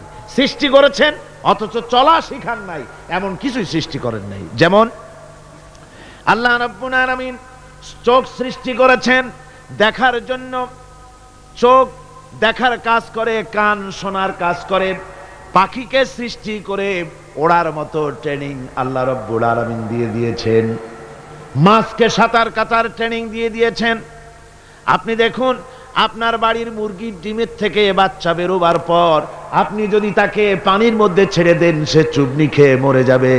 কিন্তু হাঁসের ডিম থেকে বাচ্চা বেরোলে পরে ওই বাচ্চা পানির মধ্যে দিবেন, সাঁতরায়া ডুব খাইয়া যেমনি পারুক কেনারায় চলে আসবে। কে দিল তার সাঁতারের ট্রেনিং? কে দিল? আল্লাহ রাব্বুল আলামিন। সুতরাং আল্লাহ শুধু সৃষ্টি করেন না, সৃষ্টি করেন, প্রতিপালন করেন, আর হেদায়েতের রাস্তাও তিনি বলে দেন। তাই এই পৃথিবীতে সাধারণ নেতাদের সাথে আর নবীদের সাথে বিরাট পার্থক্য সূচিত হয়েছে, যেহেতু নবীদের মাধ্যমেই আল্লাহ পাক মানুষের চলার পথের দিশা দিয়েছেন। দুনিয়ার সব নেতারা কথা বলেন মস্তিষ্ক দিয়ে, চিন্তা করে কথা বলেন। আর পয়গম্বরেরা, আল্লাহ রাব্বুল আলামিন বলেছেন, মা ইয়ানতিকু আনিল হাওয়া ইন হুয়া ইল্লা ওয়াহয়ুহা। নবী নফসকে অনুসরণ করে, প্রবৃত্তিকে অনুসরণ করে নবীজি কোনো কথা বলেন না। আমার নবী যেটা বলেন সেটা হলো ওহী। আমি যা তাকে বলতে বলি নবীজি তাই বলেন, আমার কথাই বলেন। আল্লাহ পাক গ্যারান্টি দিতেছেন, এই যে কোরআন, এই কোরআনে কারিমের ভিতরে আমার নবী যদি নিজের থেকে বানিয়ে কোনো কথা বলতেন, ওয়ালা মুতাকাওয়ালা আলাইনা বাদাল আকাবিল, নবী যদি নিজের থেকে কোন কথা যদি রচনা করে কোরআনের মধ্যে ঢুকিয়ে দিতেন, তাহলে আমি আল্লাহ রব্বুল আলামিন নবীজির হাতকে চেপে ধরতাম, আমি তার ডান হাতকে চেপে ধরতাম, আর তার কণ্ঠনালীকে আমি আল্লাহ রব্বুল আলামিন কেটে ফেলে দিতাম। সুবহানাল্লাহ পড়ে। আমি তার কণ্ঠনালীকে কেটে দিতাম। তার অর্থ কি? অর্থ হলো নবীজি নিজের থেকে কোনো কথা বলেন না, নবী যা বলেন, নবীরা যা বলেন সব কার কথা? আল্লাহ সুবহানাহু ওয়া তাআলার কথা। তাই নবীদের কাছে যত ইলম এসেছে, সমস্ত ইলম কার? জোরে বলেন, সমস্ত ইলম কার? আল্লাহ পাকের। আল্লাহর পক্ষ থেকেই তাদের কাছে ইলম এসেছে। তাই হযরত ইব্রাহিম আলাইহিস সালাম তার পিতাকে ডেকে বলেছিলেন, ইয়া আবাতি ইন্নী ক্বাদ জাআনি মিনাল ইলমি মা লাম ইয়াতিকা ফাত্তাবি'নি আহদিকা সিরাতান সাবিয়্যা। হে আমার সম্মানিত পিতা, আমার কাছে এমন এক ইলম এসেছে, আমার কাছে এমন এক জ্ঞান এসেছে যে জ্ঞান আপনার কাছে নাই, যে জ্ঞান আপনার কাছে আসে নাই। সুতরাং আমার ইত্তেবা করুন, আমার অনুসরণ করুন, তাহলে আপনি সহজ সরল রাস্তাটি খুঁজে পাবেন। আমার কাছে যে জ্ঞান আসছে ওই জ্ঞান আপনার কাছে নাই। তার মানে আমার কাছে কিসের জ্ঞান আসছে? ওহির জ্ঞান। কিসের জ্ঞান? ওহির জ্ঞান। জ্ঞান হচ্ছে দুই প্রকার। জ্ঞান কয় প্রকার? একটা হচ্ছে ওহীভিত্তিক জ্ঞান, আর একটা হচ্ছে গায়রে ওহীভিত্তিক জ্ঞান। ওহীভিত্তিক জ্ঞান হচ্ছে আল্লাহর, আর গায়রে ওহীভিত্তিক জ্ঞান হচ্ছে কার? মানুষের। এই ওহীভিত্তিক জ্ঞান যতদিন পৃথিবীতে আসে নাই ততদিন পর্যন্ত আবু জাহল, তার নাম ছিল আবুল হিকাম। কি নাম ছিল? আবুল হিকাম। মানে কি? বুদ্ধির বাপ। শুধু বুদ্ধি, শুধু জ্ঞানী না, শুধু বুদ্ধিজীবী না, বুদ্ধিজীবীর বাপ। আর যখন ওহী নাজিল হয়ে গেল আল্লাহর পক্ষ থেকে, তখন বুদ্ধির বাপ কি হয়ে গেল? আবুল হিকামটা কি হলো? আবু জাহল হয়ে গেল। সে তখন মূর্খের পিতা হয়ে গেল। আসল জ্ঞান এসে গেছে, আর আসল জ্ঞানের মালিক হচ্ছেন আল্লাহ সুবহানাহু ওয়া তাআলা। তিনি ইব্রাহিম আলাইহিস সালামের কাছে জ্ঞান তিনি পাঠিয়েছেন, হযরত লূতের কাছে তিনি জ্ঞান পাঠিয়েছেন, মুসা আলাইহিস সালামের কাছে তিনি জ্ঞান পাঠিয়েছেন। সমস্ত নবীদের কাছে আল্লাহর পক্ষ থেকে জ্ঞান এসেছে। আর আল্লাহ রাব্বুল আলামিন কোন জাতকে মাহরুম করেন নাই। সমস্ত জাতির কাছে ওয়ালে কুল্লি উম্মতির রাসূল, প্রত্যেক জাতির জন্য আল্লাহ পাক রাসূল প্রেরণ করেছেন। সুবহানাল্লাহ পড়ে। আল্লাহ রাব্বুল আলামিন বলেছেন, ওয়ালাকাদ বাআসনা ফি কুল্লি উম্মাতির রাসূলা আন ইবুদুল্লাহ ওয়াজতানিবুত তাগুত। আমি প্রত্যেক জাতির জন্য, প্রত্যেক উম্মতের জন্য আমি রাসূল প্রেরণ করেছি, যাতে করে কোন জাতি বলতে না পারে যে আমরা সতর্ককারী আমাদের কাছে আসে নাই, তাওহীদের কথা বলতে কেউ আসে নাই। আল্লাহ রাব্বুল আলামিন তাই প্রত্যেক জাতির জন্য বলেন আমি নবী পাঠিয়েছি। তারা দাওয়াত দিয়েছেন এক আল্লাহর গোলামি করো, এক আল্লাহর দাসত্ব করো, তিনি ছাড়া তোমাদের কোনো ইলাহ নাই, তিনি ছাড়া তোমাদের কোনো মাবুদ নাই, উপাস্য নাই, তারই গোলামি জীবনের সকল ক্ষেত্রে করো। এভাবে করে আল্লাহ পাক যুগে যুগে নবী প্রেরণ করেছেন। এই নবী পাঠাবার উদ্দেশ্য কি সেটা কোরআনে কারীমে আল্লাহ পাক বলছেন। নবী পাঠাবার উদ্দেশ্য হচ্ছে আলিফ লাম রা কিতাবুন আনজালনাহু ইলাইকা লিতুখরিজান নাসা মিনাজ যুলুমাতি ইলান নূর। এই কিতাব আমি তোমার প্রতি অবতীর্ণ করেছি। কেন? লিতুখরিজান নাসা মিনাজ যুলুমাতি ইলান নূর। পয়গম্বরদের আগমনের উদ্দেশ্যই ছিল যে তারা পৃথিবীর মানব মণ্ডলীকে পঞ্জীভূত অন্ধকারের ভেতর থেকে টেনে বের করে আলোর দিকে নিয়ে আসবে। কোথায় নিয়ে আসবে? আলোর দিকে নিয়ে আসবে। পঞ্জীভূত অন্ধকার কি? অন্ধকার হচ্ছে মানুষের তৈরি করা মতবাদ। মানুষ যত মতবাদ তৈরি করেছে সবগুলি কি? অন্ধকার। একমাত্র ইসলাম হচ্ছে আলো। সেই আলোর দিকে, হেদায়েতের দিকে, কোরআনের দিকেই আল্লাহ রাব্বুল আলামিন নবীদেরকে পাঠিয়েছেন, যাতে করে তারা মানব মণ্ডলীকে আলোর দিকে নিয়ে আসেন। এই নবুয়তের সিলসিলা শুরু হলো হযরতে সাইয়েদনা আদম আলাইহিস সালাম থেকে, আর শেষ হলো গিয়ে মুহাম্মদুর রাসূলুল্লাহ সাল্লাল্লাহু আলাইহি ওয়াসাল্লাম। রাসূল পাক সাল্লাল্লাহু আলাইহি ওয়াসাল্লামকে আল্লাহ রাব্বুল আলামিন তাকে বিশ্ব নেতা বানিয়ে দিলেন। কি নেতা বানালেন? বিশ্ব নেতা, ইমামুল মুরসালিন, সমস্ত রাসূলদের নেতা তিনি। রাসূল পাক সাল্লাল্লাহু আলাইহি ওয়াসাল্লাম বিশ্ব নেতা। আর বিশ্ব নেতা হওয়ার মতো সব কোয়ালিটি আল্লাহ পাক একমাত্র রাসূলকে দান করেছেন। আর কারো মধ্যে বিশ্ব নেতা হওয়ার কোয়ালিটি নাই। আছে? যারা বলেন আছে। বিশ্ব নেতা হওয়ার জন্য প্রথম যে কোয়ালিটি হওয়া দরকার সেটা হলো তিনি যে কথা বলবেন তা কোনো বিশেষ জাতির জন্য, বিশেষ কোনো বর্ণ, কোন শ্রেণীর কল্যাণের জন্য কথা বলবেন না। তিনি কথা বলবেন বিশ্ব মানবতার জন্য। সুবহানাল্লাহ বিহামদিহি। আপনারা আমাকে বলেন, পৃথিবীতে এমন কোন নেতা আছে যে নেতা কথা বলেছেন পৃথিবীর সব মানুষের জন্য? দুনিয়ায় যত নেতা এসেছেন সমস্ত নেতারাই যার যার জাতির কথা বলেছেন, ভাষার কথা বলেছেন, নিজের দেশের কথা বলেছেন, বিশ্ব মানবতার কথা কেবলমাত্র বলেছেন মুহাম্মদ রাসূলুল্লাহ সাল্লাল্লাহু আলাইহি ওয়াসাল্লাম। আল্লাহর নবী বলেছেন, সাদা এবং কালো, আরব এবং অনারব, মানুষের মাঝে কোনো ভেদাভেদ নাই। আরবের উপরে অনারবের কোনো প্রাধান্য নাই, অনারবের উপরে আরবের কোনো প্রাধান্য নাই। সৈয়দ বংশের বলে, শিক্ষার গৌরব, বংশের গৌরব বলে কোনো জিনিস থাকবে না। মুসলমানদের একমাত্র দুনিয়ার ভিতরে আল্লাহর কাছে সম্মানিত সেই ব্যক্তি, ইন্না আকরামাকুম ইনদাল্লাহি আতকাকুম, আল্লাহর কাছে তোমাদের মধ্যে সবচাইতে বেশি মর্যাদা তার যে ব্যক্তি তোমাদের মধ্যে আল্লাহ পাককে সবচাইতে বেশি ভয় করে। সেই ব্যক্তি হচ্ছে তোমাদের মধ্যে সবচাইতে মর্যাদা সম্পন্ন। সাদা এবং কালোর ব্যবধান দূর করলেন মুহাম্মদ রাসূলুল্লাহ, জোরে বলেন সাল্লাল্লাহু আলাইহি ওয়াসাল্লাম।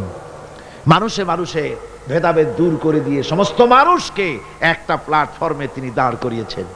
বিশ্ব নেতা হবেন তিনি যার আদর্শ সারা দুনিয়ার মানুষের জন্য প্রযোজ্য। বলুন, পৃথিবীর কোন নেতা, কোন ব্যক্তি তার আদর্শ দুনিয়ার সমস্ত মানুষের জন্য গ্রহণযোগ্য হতে পারে এমন আদর্শ কেউ দেখাতে পেরেছে? কেউ পারেনি। 3 নম্বরের যে কোয়ালিটি প্রয়োজন তা হচ্ছে তার দেওয়া আদর্শ কোনো গণ্ডির ভিতরে সীমাবদ্ধ থাকবে না, বরং তা পৃথিবীর সব জায়গায় ছড়িয়ে পড়বে। এ ব্যাপারেও রাসূলের আদর্শই সারা পৃথিবীতে ছড়িয়ে পড়েছে, আর কোথাও না, আর কারো না। চতুর্থ, বিশ্বনেতা হওয়ার জন্য আরেকটি কোয়ালিটি এমন, যেটা হচ্ছে যে তিনি আদর্শ দিয়েই ক্ষান্ত হবেন না, নিজের জীবনে তা বাস্তবায়িত করে পৃথিবীর সামনে পেশ করবেন। কোন নেতা আছে যে জীবনে কার্যকরী করে দেখায়া মানুষের সামনে বলতে পেরেছে? আমরা যত নেতাদের ইতিহাস জানি, জীবনী জানি, আমরা দেখেছি তাদের চরিত্র 2 রকমের, তাদের ক্যারেক্টার 2 রকমের। একটা হচ্ছে পার্সোনাল ক্যারেক্টার, আর একটা হচ্ছে পাবলিক ক্যারেক্টার। একটা মানুষের কাছে দেখাবার চরিত্র, আর একটা হচ্ছে ব্যক্তিগত চরিত্র। ঠিক কিনা? তারা বলেন, আমরা যা বলি সেইটা শোনো, আমি যা করি তা দেখতে যাও না। এই হচ্ছে ওদের কথা। মুহাম্মদ রাসূলুল্লাহ সাল্লাল্লাহু আলাইহি ওয়াসাল্লাম হচ্ছেন সেই মহান নেতা যিনি বলেছেন, ও আমার সাহাবীরা, ও আমার স্ত্রীরা, তোমরা দিনের আলোতে আমার মধ্যে যা কিছু দেখতে পাও আর রাতের বেলায়ও যা কিছু আমার মধ্যে দেখতে পাও, সব কথাগুলি তোমরা মানুষের কাছে খুলে বলে দাও। সুবহানাল্লাহ। কোন ব্যক্তি আছে এমন যিনি বলতে পারবেন সাহস করে যে আমার জীবনের সব কথা মানুষের কাছে বলে দাও? কে বলতে পারবে? হযরতে আয়েশা সিদ্দিকা রাদিয়াল্লাহু তাআলা আনহার খেদমতে কিছু সাহাবায়ে কেরাম এসে বলেছিলেন, হুজুর, বলেছিলেন, মা বলুন তো হুজুর সাল্লাল্লাহু আলাইহি ওয়াসাল্লামের চরিত্রটা কেমন? আপনি তো সব সময় কাছে বেশি থাকার সুযোগ পান, চরিত্র আপনারই ভালো জানার কথা, বলুন হুজুরের চরিত্র কেমন? হযরত আয়েশা বলেছিলেন, তোমরা কি কোরআন পড়তে জানো? তারা বললেন, হ্যাঁ, আমরা কোরআন পড়তে জানি।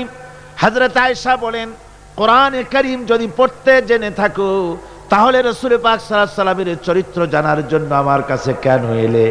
যেটা কোরআন শরীফে পড়েছো তার বাস্তব নমুনা যদি দেখতে চাও তাহলে আল্লাহর নবী মুহাম্মদুর রাসূলুল্লাহর দিকে তাকাও। তিনি হচ্ছেন কোরআনে কারীমের মুজাসসাম নমুনা। এই যে কোরআন, এটা কয় পারা? 30 পারা। এই 30 পারা কোরআনের বাস্তব চিত্র যদি কেউ দেখতে চায় তাহলে রাসূল পাক সাল্লাল্লাহু আলাইহি ওয়াসাল্লামের 23 বছরের নবুয়তের জীবন দেখুক। সুবহানাল্লাহ। এইখানে তো সব লেখা আছে, এখানে সব লেখা আছে। এটা হলো থিওরি। প্র্যাকটিক্যাল যদি কেউ দেখতে চায় কোরআন, তাহলে হুজুরকে দেখতে হবে। কারে দেখতে হবে? পা থেকে শুরু করে মাথা পর্যন্ত, নবুয়তের প্রথম দিন থেকে শুরু করে শেষ নিঃশ্বাস পরিত্যাগ করার সময়টুকুন পর্যন্ত রাসূল পাক সাল্লাল্লাহু আলাইহি ওয়াসাল্লাম কোরআনকে নিজের জীবনের উপরে বাস্তবায়িত করে মানুষের সামনে তুলে ধরেছেন। সুবহানাল্লাহ, সুবহানাল্লাহ। এই জন্য আল্লাহর নবীর চরিত্রের সার্টিফিকেট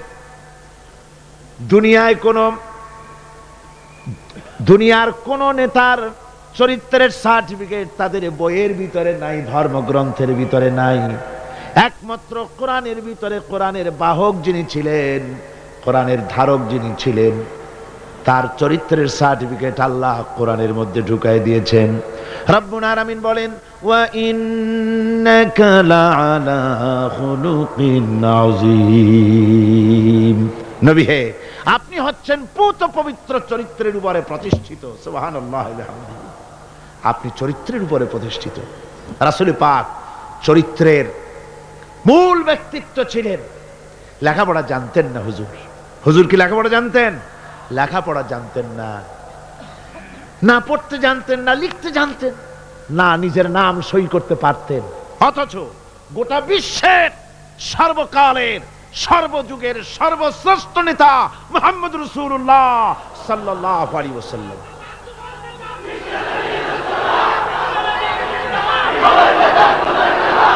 কেমন করে নেতা হলেন? সমস্ত মানুষের জন্য তিনি নেতা হলেন, কোন কলেজে ভার্সিটিতে পড়াশোনা না করে। কিভাবে? হুজুর নিজে বলেছেন, ইন্নামা বুইস্তু মুআল্লিমান, আমি পৃথিবীতে প্রেরিত হয়েছি শিক্ষক হিসেবে। জোরে কম তো, কি হিসেবে? শিক্ষক হিসেবে। কোন কলেজে পড়েন নাই। হুজুর কি কোন কলেজ থেকে গ্রাজুয়েশন ডিগ্রি নিয়েছিলেন নাকি মাস্টার্স কামেল পাস করেছেন? সুবহানাল্লাহ। নবীদেরকে আল্লাহ রাব্বুল আলামিন কোথাও লেখাপড়া করান নাই। তার কারণ, নবীরা যদি লেখাপড়া করতে যান তাহলে যার কাছে শিখবেন তিনি তো তার উস্তাদ হবেন, তিনি হবেন তার মুরব্বী। আর যিনি শিক্ষা দিবেন তার জ্ঞান তো সীমাবদ্ধ। সীমাবদ্ধ জ্ঞানের মানুষের কাছে তিনি শিখবেনটা কি? এই জন্য নবীদের শিক্ষক পৃথিবীর কোনো মানুষ নয়, নবীদের শিক্ষক স্বয়ং আল্লাহ সুবহানাহু ওয়া তাআলা। আল্লাহ নিজে শিখাইছেন। আমার ভাইয়েরা, রাসূল পাক সাল্লাল্লাহু আলাইহি ওয়াসাল্লামের চরিত্র, এত বড় চরিত্রবান ব্যক্তিত্ব আল্লাহর আকাশের নিচে জমিনের উপরে আর কেউ হতে পারে না। আমরা তার চরিত্রের সার্টিফিকেট সর্বপ্রথম আমরা নিলাম। আমরা রাসূলের চরিত্র দেখতে পেলাম। রাসূলের স্ত্রী হযরতে খাদিজাতুল কুবরা রাদিয়াল্লাহু তাআলা আনহা, তিনি রাসূলের চরিত্রের সার্টিফিকেট দিতেছেন। বলেন, পুরুষের চরিত্রের সার্টিফিকেট সবচাইতে অথেন্টিক কারটা? স্ত্রীটা। স্ত্রী যে সার্টিফাই করে ওইটা হলো সবচাইতে মূল্যবান। আপনি পারেন বিদেশে গিয়া খুব বেশি জামা কাপড় গায়ে দিয়ে তারপরে বলতে পারেন যে আমি একেবারে কুতুবে জামান, ইমামুল জিন্নি ওয়াল ইনস, একটা বহুত কিছু আমি বলতে পারেন, কিন্তু আপনি কুতুবে জামান না শয়তানের খালাতো ভাই, এটা বউ জানে সবচাইতে বেশি। কে জানে সবচাইতে বেশি? বউ। স্ত্রী জানে সবচাইতে বেশি। রাসূলুল্লাহর সার্টিফিকেট স্ত্রী দিচ্ছে। সুবহানাল্লাহ। দেখুন, হুজুর যখন নবুয়ত পেলেন এবং হযরত খাদিজার কাছে পেশ করলেন, লম্বা ঘটনায় যাব না। রাসূলুল্লাহ যখন নবুয়তের কথা পেশ করলেন হযরত খাদিজার কাছে, উম্মুল মুমিনিন হযরতে খাদিজাতুল কুবরা রাদিয়াল্লাহু তাআলা আনহা এক সেকেন্ডও দেরি করেন নাই, এক মুহূর্ত দেরি করেন নাই। আমরা জানি একটা স্ত্রী তার স্বামীর জন্য জান দিতে পারে, মাল দিতে পারে, ভালোবাসা জীবনে যা আছে সব উজাড় করে দিতে পারে, কিন্তু স্ত্রী কখনো স্বামীর উপরে ঈমান আনতে পারে না। পারে নাকি? টেস্ট করেন। আজকে গভীর রাত্রে ঘুম ভাঙিয়া বউকে জাগান, এই মাত্র স্বপ্নে দেখলাম এক ফেরেশতা বলে গেল আমি নাকি পীর, তো তুমি সর্বপ্রথম আমার কাছে মুরিদ হও। বউ বলবে যে এই দান্দাবাজি আমার কাছে কইটো না, অন্য কোথাও পথ দেখো। ঠিক না? স্ত্রী জান দিয়ে দিতে পারে স্বামীর জন্য, ঈমান আনতে পারে না। আল্লাহর নবী যখন নবুয়তের কথা হযরতে খাদিজার কাছে পেশ করলেন, হযরতে খাদিজা এক মুহূর্ত দেরি করেন নাই, এক সেকেন্ডও চিন্তা করেন নাই, সঙ্গে সঙ্গে মা খাদিজা পড়েছেন লা ইলাহা ইল্লাল্লাহু মুহাম্মাদুর রাসূলুল্লাহ। জোরে সোরে পড়েন লা ইলাহা, না না ওইটা লা ইলাহা, জোরে পড়েন লা ইলাহা।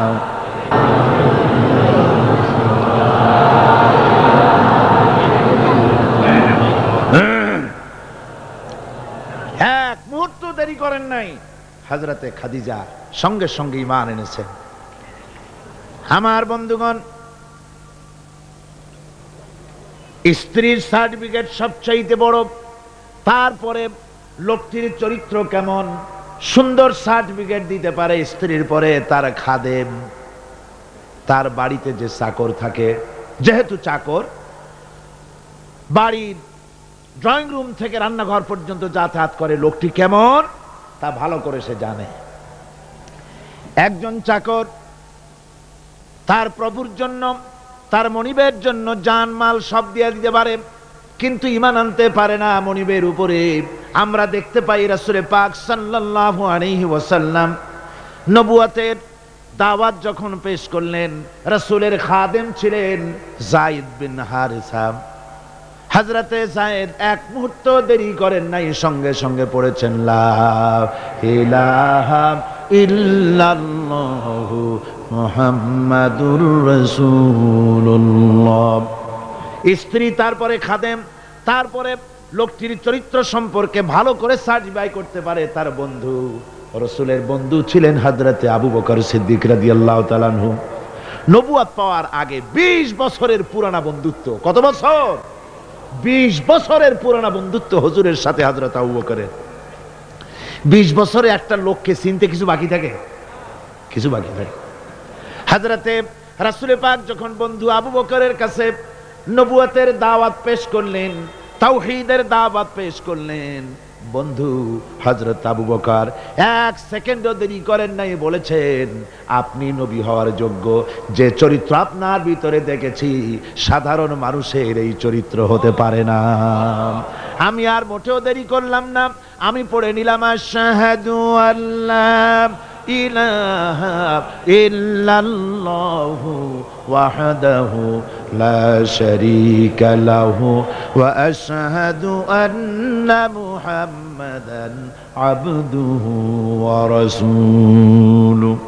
আমার ভাইরা, রাসূল পাক সাল্লাল্লাহু আলাইহি ওয়াসাল্লাম চরিত্রের দিক থেকে শ্রেষ্ঠ চরিত্রবান ব্যক্তিত্ব। আপনি বলেন এই পৃথিবীতে কোন নেতা আছে জীবনে মিথ্যে কথা বলে নাই? মোহাম্মদ, এটা কি সোজা কথা মনে করেন? সহজ কথা? সারা জীবনে একটা মিথ্যা কথা বলেন নাই, সমগ্র জীবনে একটি মিথ্যা কথা বলেন নাই, কাউকে গালি দেন নাই, কাউকে ঠকান নাই, কারো সাথে প্রতারণা করেননি।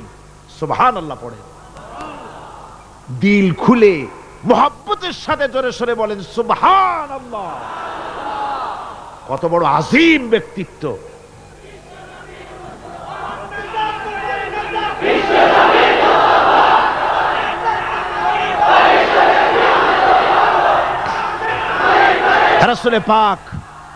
রাসূল পাক সাল্লাল্লাহু আলাইহি ওয়াসাল্লাম সমগ্র বিশ্বের নেতা, ইমামুল মুত্তাকিন, ইমামুল মুরসালিন, সমগ্র পৃথিবীর মানুষের নেতা, জেনেদের নেতা, সবার নেতা। তাই তোমার নেতা আমার নেতা কে? জোরে বলেন, তোমার নেতা আমার নেতা কে?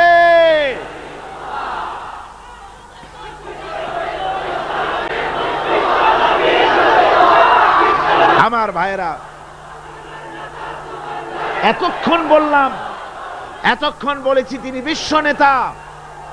এবার শুনুন, রাসূল একদিকে বিশ্ব নেতা, আর একদিকে বিশ্ব নবী।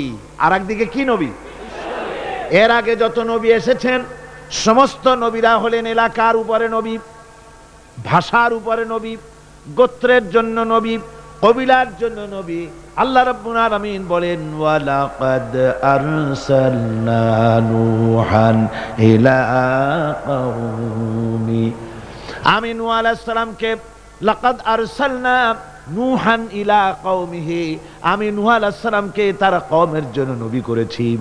শুআয়ব আলাইহিস সালামকে মাদিয়ানবাসীদের জন্য, হুদ আলাইহিস সালামকে তার গোত্রের জন্য, ঈসা আলাইহিস সালামকে বনি ইসরাইলদের জন্য, মুসা আলাইহিস সালামকে তার কওমের কাছে এমনি করে সমস্ত নবীদেরকে তার কওমের জন্যই আমি নবী করে পাঠিয়েছি। কিন্তু মুহাম্মদুর রাসূলুল্লাহ সাল্লাল্লাহু আলাইহি ওয়াসাল্লামকে বিশেষভাবে কোনো কওমের জন্য আমি নবী করি নাই। সুবহানাল্লাহ। কোন খাস কওমের জন্য মুহাম্মদ সাল্লাল্লাহু আলাইহি ওয়াসাল্লাম নবী নয়। তার সম্মান এই পৃথিবীতে সবচাইতে বেশি মর্যাদা কার? হুজুরে। আল্লাহর পরে যার মর্যাদা, আল্লাহর পরে যার মর্যাদা, তিনি হচ্ছেন বিশ্বনবী জনাবে মুহাম্মদ রাসূলুল্লাহ সাল্লাল্লাহু আলাইহি ওয়াসাল্লাম। আমরা কোরআনে কারীমের মধ্যে দেখেছি, এই কোরআনে কারীমের ভিতরে আল্লাহ রাব্বুল আলামিন যত নবীদেরকে এই কোরআনে নাম উল্লেখ করেছেন, কোরআন শরীফে কতজন নবীর নাম আছে? 25 জন নবীর নাম আছে। এই 25 জন নবীদের মধ্য থেকে যারে যখন ইচ্ছে করেছেন আল্লাহ পাক নাম ধরে ধরে ডেকেছেন, ইয়া আদামু সুকুন আনতা ওয়া যাওজুকাল জান্নাহ। নাম ধরে ডাকলেন আদমকে, ইয়া ইয়াহইয়া খুযিল কিতাবা বিকুওয়া। হযরত ইয়াহইয়াকে ডাকলেন নাম ধরে, ইয়া যাকারিয়া, ইয়া নূহ। হযরত মুসা আলাইহিস সালামকে ডাকতেছেন, ওয়ামা তিলকা বিয়ামিনিকা ইয়া মূসা। আবার যখন আল্লাহ রাব্বুল আলামিন মুসলমানদের জাতির পিতাকে ডাকার দরকার বোধ করলেন, কে মুসলমানদের জাতির পিতা? ভুল করবেন না যেন। আল্লাহ রাব্বুল আলামিন ডাকলেন কিভাবে? কোরআনে কারীমের দিকে লক্ষ্য করুন। রব্বুল আলামিন বলেন, ওয়ানাদাইনাহু আইয়া ইব্রাহিম ক্বাদ সাদ্দাকতার রুইয়া ইন্না কাযালিকা নাজজিল মুহসিনিন। আমি ইব্রাহিমকে ডেকে বললাম, ও ইব্রাহিম, তুমি তোমার স্বপ্নকে বাস্তবে রূপ দিয়েছো, আর আমি এইভাবে করে মুহসিন ব্যক্তিদেরকে পুরস্কৃত করে থাকি। আল্লাহ পাক জাতির পিতা বলে ডাকলেন না, ইব্রাহিম নাম ধরে ধরে আল্লাহ পাক ডেকেছেন সব নবীদেরকে। কিন্তু গোটা কোরআন শরীফ, এই যে 30 পারা কোরআন, কোরআনে কারীমের প্রথম থেকে নিয়ে শেষ পর্যন্ত পড়ে দেখেন, ইয়া ইয়াহইয়া সে ইয়া যাকারিয়া, ইয়া মূসা, ইয়া ঈসা, এভাবে করে আছে, কিন্তু কোন জায়গায় ইয়া মুহাম্মদ, ইয়া আহমদ নাই। সুবহানাল্লাহ, সুবহানাল্লাহি বিহামদিহি। হুজুরকে আল্লাহ রাব্বুল আলামিন নাম ধরে ডাকেন নাই। নাম ধরে তো ডাকলেনই না। এই পৃথিবীতে কোন নবীদের তার নবীকে নাম ধরে ডাকার ব্যাপারে কোনো নিষেধ ছিল না। আল্লাহ রাব্বুল আলামিন মুমিনদেরকে বলে দিলেন, লা তাজআলু দুআআর রাসূলি বাইনাকুম কাদুআই বা'দিকুম বা'দা। তোমরা যেমন পরস্পর পরস্পরকে নাম ধরে ডাকাডাকি করো, এইভাবে করে আমার হাবিব মুহাম্মদ রাসূলুল্লাহ সাল্লাল্লাহু আলাইহি ওয়াসাল্লামকে কখনো নাম ধরে ডেকো না। সুবহানাল্লাহ, কখনো নাম ধরে ডেকো না। এই সম্মান আল্লাহ রাব্বুল আলামিন তার হাবিবকে দান করেছেন। এই সম্মান দিয়ে তাকে আল্লাহ পাক করলেন বিশ্বনবী। কি নবী করেছেন? বিশ্বনবী। আল্লাহ পাক বলছেন, নবী আপনি বলুন, যেহেতু রাসূলের রিসালাত হচ্ছেন বিশ্বজনীন, বিশ্বজনীন, সার্বজনীন, কিয়ামত পর্যন্ত নবুয়ত চলবে কার? মুহাম্মদ রাসূলুল্লাহ সাল্লাল্লাহু আলাইহি ওয়াসাল্লাম। আল্লাহ রাব্বুল আলামিন বলেন, কুল ইয়া আইয়ুহান নাসু ইন্নী রাসূলুল্লাহি ইলাইকুম জামিআ। ও নবী, আপনি বলে দেন, হে মানব সকল, আমি তোমাদের সকলের জন্য আল্লাহর পক্ষ থেকে রাসূল হয়ে এসেছি। সকলের জন্য আমি রাসূল। এই জন্য মুহাম্মদ সাল্লাল্লাহু আলাইহি ওয়াসাল্লাম শুধু আমাদের মুসলমানদের রাসূল এটা দাবি করা যাবে না, তিনি সকলের জন্য।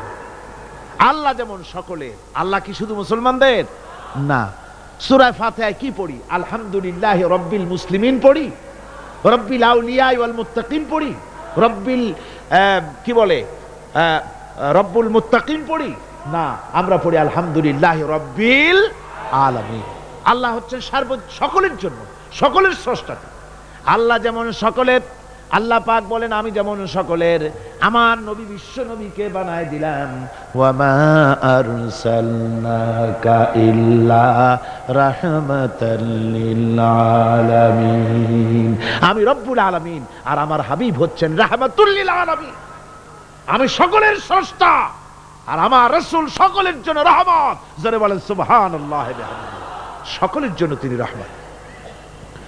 আল্লাহ পাক বলেন ওয়ামা আরসালনাকা ইল্লা কাফাতান লিন-নাসি বাশীরান ওয়া নাযীরা।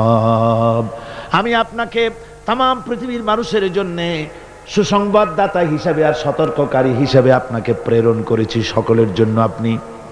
আল্লাহ রাব্বুল আলামিন তার হাবিব সম্পর্কে বলেন তাবারাকাল্লাযী নাযালাল ফুরকানা আলা আবদিহি লিয়াকুনা লিল আলামিনা নাযীরা।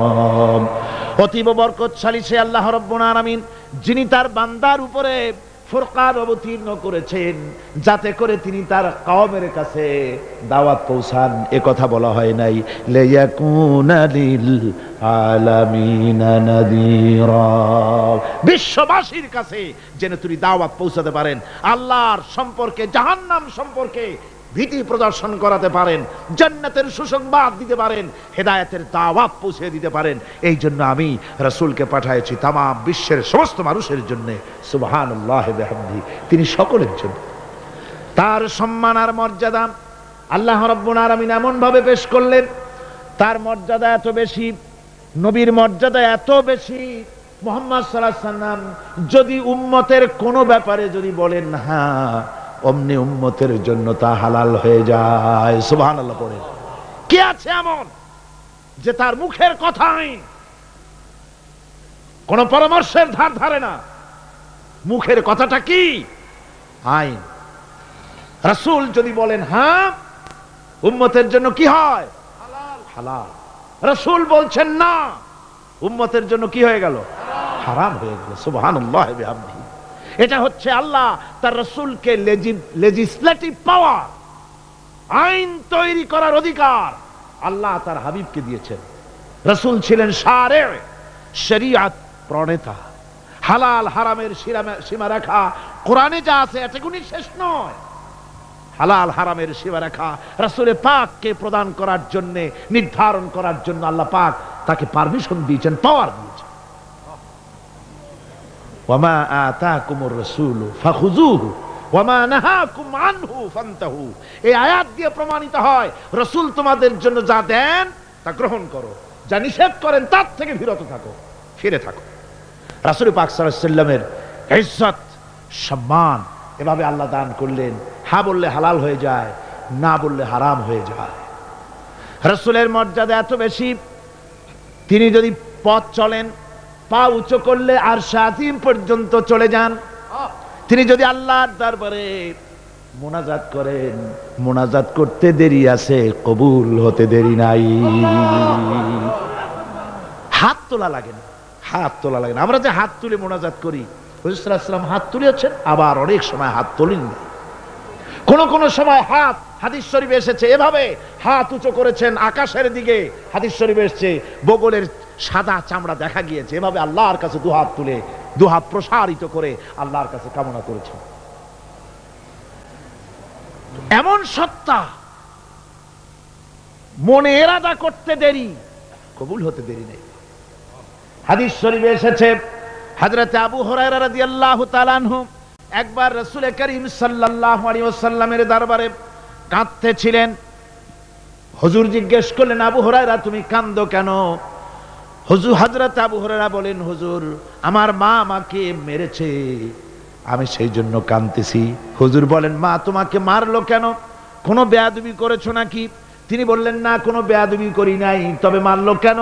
হযরত আবু হুরায়রা বলেন, হুজুর আমার মা হচ্ছেন মুশরিকা, আমার মা কাফের। আমি অনেক রাত হয়েছিল বাড়ি ফিরতে, আমার মা জিজ্ঞেস করলো এত রাত কোথায় ছিলি? আমি বললাম, মা তামাম পৃথিবী যে কদম মোবারক চুমতে পারলে নিজেকে ধন্য মনে করে, আমি সেই রাসূলের দরবারে ছিলাম, আসতে দেরি হয়ে গেছে। ইয়া রাসূলুল্লাহ, আপনার নাম শোনা মাত্র আমার মায়ের গায়ে আগুন জ্বলে গেল। সহ্য করতে না পেরে আমাকে মায়ের আরম্ভ করে দিল। বলল, আবু হুরায়রা হয় আমার বাড়ি ছাড়বি, না হয় মুহাম্মদ সাল্লাল্লাহু আলাইহি ওয়াসাল্লামের ঘর ছাড়বি, কোনটা করবি কর। আমি বললাম, মা তোমার গায়ে যত শক্তি আছে সমস্ত শক্তি দিয়ে তুমি আমাকে প্রহার করো, আমি তামাম তোমার বাড়িটা সুদ্ধা তামাম দুনিয়া ছেড়ে দিতে পারি, কিন্তু রাসূল পাক সাল্লাল্লাহু আলাইহি ওয়াসাল্লামের কদম মোবারক ছাড়তে পারি না। ভাইরা আমার, হযরতে আবু হুরায়রা কাঁদতেছেন। আল্লাহর নবী বলেন, তুমি কাঁদো কেন? তোমার মা তোমাকে মেরেছেন, আমি এখানে কি করব? এখানে তো আমি কোনো দখল আন্দাজ করতে পারি না, আমি কি করতে পারি? এখানে ইন্টারফেয়ার তো আমি করতে পারি না, মা তোমারে মেরেছে। হযরতে আবু হুরায়রা বলেন, ইয়া রাসূলুল্লাহ, মায়ের বিরুদ্ধে কোনো নালিশ করার জন্য আপনার কাছে আমি আসি নাই। বলে, কেন এসেছো? হযরত আবু হুরায়রা বলেন, হুজুর এসেছি এই জন্যে, আমি জানি আপনি যদি আল্লাহর দরবারে কোনো ব্যাপারে দোয়া করেন আল্লাহ রাব্বুল আলামিন তা মঞ্জুর করে নেন। আপনি মেহেরবানি করে আমার মায়ের হেদায়েতের জন্য আল্লাহর কাছে দোয়া করুন। হুজুর সাল্লাল্লাহু আলাইহি ওয়াসাল্লাম দুহাত উঁচু করলেন, বললেন, আল্লাহুম্মা ইহদি উম্মা আবি হুরায়রা, আয় আল্লাহ আবু হুরায়রার মাকে তুমি হেদায়েত নসিব করে দাও। এই দোয়া রাসূল করতেছেন। হুজুরকে দোয়ার মধ্যে ফেলে রেখে আবু হুরায়রা দৌড় আরম্ভ করেছে বাড়ির দিকে। পেছন থেকে কয়েকজন সাহাবী তারা দৌড়ে গেল। আবু হুরায়রা দৌড়ায় কেন? এত ভদ্র মানুষ, কোনো সময় কারো সাথে রাগারাগি করে না, দৌড়ায় কেন? নিশ্চয়ই কোনো বিপদ বুঝি হয়ে গিয়েছে, পিছন থেকে জামা টেনে ধরেছে। কি হয়েছে, দৌড়াও কেন? হযরতে আবু হুরায়রা বলেন, আমার জামা ছেড়ে দাও, আমাকে দৌড়াতে দাও, আমি দৌড়াইয়া বাড়ি পৌঁছে গিয়ে দেখতে চাই আমি আগে দৌড়ে বাড়িতে গেলাম না নবীজির দোয়া আমার আগে আমার বাড়ি পৌঁছে গেল, কোনটা হলো আমি সেটা দেখতে চাই। হযরত আবু হুরায়রা দৌড়াতে দৌড়াতে ঘরের কাছে গিয়ে নক করেছে। ভিতর থেকে আওয়াজ এলো, কে? হযরত আবু হুরায়রা বললেন, মা আমি ফিরে এসেছি। মা বলছেন, বাবারে অপেক্ষা কর, দরজা খুলতেছি। হযরত আবু হুরায়রা বলেন, মায়ের গলার আওয়াজের মধ্যে শিরকিয়াতের কর্কশতা পেলাম না, মায়ের গলার আওয়াজের মধ্যে তাওহীদের নরমিয়াত পেলাম। আমার মনে হলো রাসূলুল্লাহর তীর তার নিশানায় পৌঁছে গেছে। কিছুক্ষণ পর মা আমার বেরোলেন, মাথার চুল দিয়া পানি পড়তেছে, বুড়া মানুষ। মা আমার কাছে এসে বলল, বাবা তোমাকে মারার পর আমি বড় অনুতপ্ত হয়েছি, মনে মনে অনুশোচনা করেছি, আরে আমার ছেলে তো কোনো খারাপ জায়গায় যায় নাই, কোনো খারাপ মানুষের কাছে যায় নাই, মারলাম কেন? বড় অনুতপ্ত হয়ে গেছি আমি। এই অনুশোচনা করে আমি এইমাত্র গোসল করেছি, আমাকে নিয়ে চলো তুমি বিশ্ব নবী রাসূলুল্লাহর দরবারে। আমার ভাইরা, রাসূল পাক সাল্লাল্লাহু আলাইহি ওয়াসাল্লাম আল্লাহর নবী এমন এক মহান সত্তা ছিলেন যে তিনি দোয়া আল্লাহর দরবারে হাত উঁচু করতে দেরি আছে, কিন্তু দোয়া কবুল হতে দেরি নাই। হিজরত করে মদিনায় এসেছেন, নামাজ পড়তে দিল চায়, কাবা শরীফের দিকে ফিরে যদি নামাজ পড়তে পারতাম দিলটা বড় ভালো লাগতো, কিন্তু হাত উঁচু করে মোনাজাত করতেছেন না, আল্লাহর কাছে বলতেওছেন না যে আল্লাহ তুমি আমার কিবলাটা বাইতুল মুকাদ্দাস থেকে ফিরাইয়া মক্কা শরীফে বাইতুল্লাহর দিকে ফিরাই দাও, মুখেও বলতেছেন না, মনেও না, শুধু আকাশের দিকে বারবার তাকাচ্ছেন, মোনাজাত করেন নাই। মনে মনে আশা পোষণ করতেছেন যদি এমন একটা ওহী নাজিল হয়ে যেত। আল্লাহ রাব্বুল আলামিন সঙ্গে সঙ্গে রাসূল জোহরের নামাজ পড়তেছিলেন, 2 রাকাত পড়া হয়ে গেছে, এমন সময় ওহী নাজিল হয়ে গেল, قد نرى تقلب وجهك في السماء, ও নবী আমি দেখতে পেয়েছি বারবার আপনি আকাশের দিকে তাকাচ্ছেন, সুবহানাল্লাহ, আমি দেখতে পেয়েছি। فلنولينك قبلة ترضاها فول وجهك شطر المسجد الحرام। আর দেরি নাই, আপনার মনের আশা পুরা হয়ে গেছে, এক্ষুনি আপনার কিবলা পরিবর্তন করুন। হুজুর 2 রাকাত পড়েছিলেন বাইতুল মাকদাসের দিকে ফিরে, বাকি 2 রাকাত তিনি মক্কা শরীফের কাবা শরীফের দিকে ফিরলেন। আজও পর্যন্ত সেই মসজিদ আছে, সাক্ষ্য দিচ্ছে নবীর কথা কিভাবে মঞ্জুর হয়। মসজিদে কিবলাতাইন মদিনা মুনাওয়ারায় সে মসজিদ আজও আছে। ভাইরা আমার, রাসূল পাক সাল্লাল্লাহু আলাইহি ওয়াসাল্লাম এত বড় মর্যাদা সম্পন্ন ব্যক্তিত্ব, মহান ব্যক্তিত্বের উম্মতের মধ্যে আল্লাহ আমাদের শামিল করেছেন। শুকরিয়া স্বরূপ আমরা পড়ি আলহামদুলিল্লাহ। জোরে সোরে পড়েন আলহামদুলিল্লাহ। আমার ভাইয়েরা, মর্যাদা এত বেশি আল্লাহ রাসূলকে আল্লাহ রাব্বুল আলামিন দান করেছেন। এই পৃথিবীতে কোন মানুষের সঙ্গে যদি আপনি বেয়াদবি করেন, তিনি আপনার বাপ হোক, তিনি আপনার মা হন, অথবা আপনার ওস্তাদ হন, অথবা আপনার পীর হন, যে কেউ হোক না কেন, কারো সঙ্গে যদি কোনো বেয়াদবি হয়ে যায় তো শুধু একটা বেয়াদবি ছাড়া আর কিছুই না। কিন্তু নবীজির সঙ্গে যদি কেউ বেয়াদবি করে, সেটা শুধু বেয়াদবি থাকে না, কুফরি হয়ে যায়। কি হয়ে যায়? কুফরি হয়ে যায়। রাসূলুল্লাহকে কেউ তাওহীন করলে, অসম্মান করলে, সমালোচনা করলে কাফের হয়ে যায়। যারা বলেন কি হয়ে যায়? কত বড় মর্যাদা। রাসূল পাক সাল্লাল্লাহু আলাইহি ওয়াসাল্লাম, তার সামনে সাহাবায়ে কেরাম বসা, হুজুর কথা বলছেন, সাহাবায়ে কেরাম তারাও কথা বলছেন। কথা বলতে বলতে এক পর্যায়ে সাহাবীদের গলার আওয়াজ বড় হয়ে গেছে, হুজুরের গলার আওয়াজ শোনা যায় না, সাহাবীদের গলার আওয়াজটা বড় হয়ে গেল। আল্লাহ রাব্বুল আলামিন এতটুকু বরদাস্ত করলেন, আমার নবীর গলার আওয়াজের চাইতে তোমাদের আওয়াজ বড় হলো কেন? সঙ্গে সঙ্গে ওহী নাজিল হয়ে গেল। আল্লাহ রাব্বুল আলামিন বলেন, ইয়া আইয়ুহাল্লাযীনা আমানু লা তারফাউ আসওয়াতাকুম ফাওকা সাওতিন নবী। ও বিশ্বাসীরা, খবরদার, তোমরা যারা ঈমান এনেছো শোনো, তোমাদের গলার আওয়াজ যেন আমার নবীর গলার আওয়াজের চাইতে বড় না হয়ে যায়। যদি তা হয়, আনতাহবাতা আমালুকুম, জীবনের সমস্ত ভালো কাজগুলি আমি আল্লাহ বরবাদ করে দেব।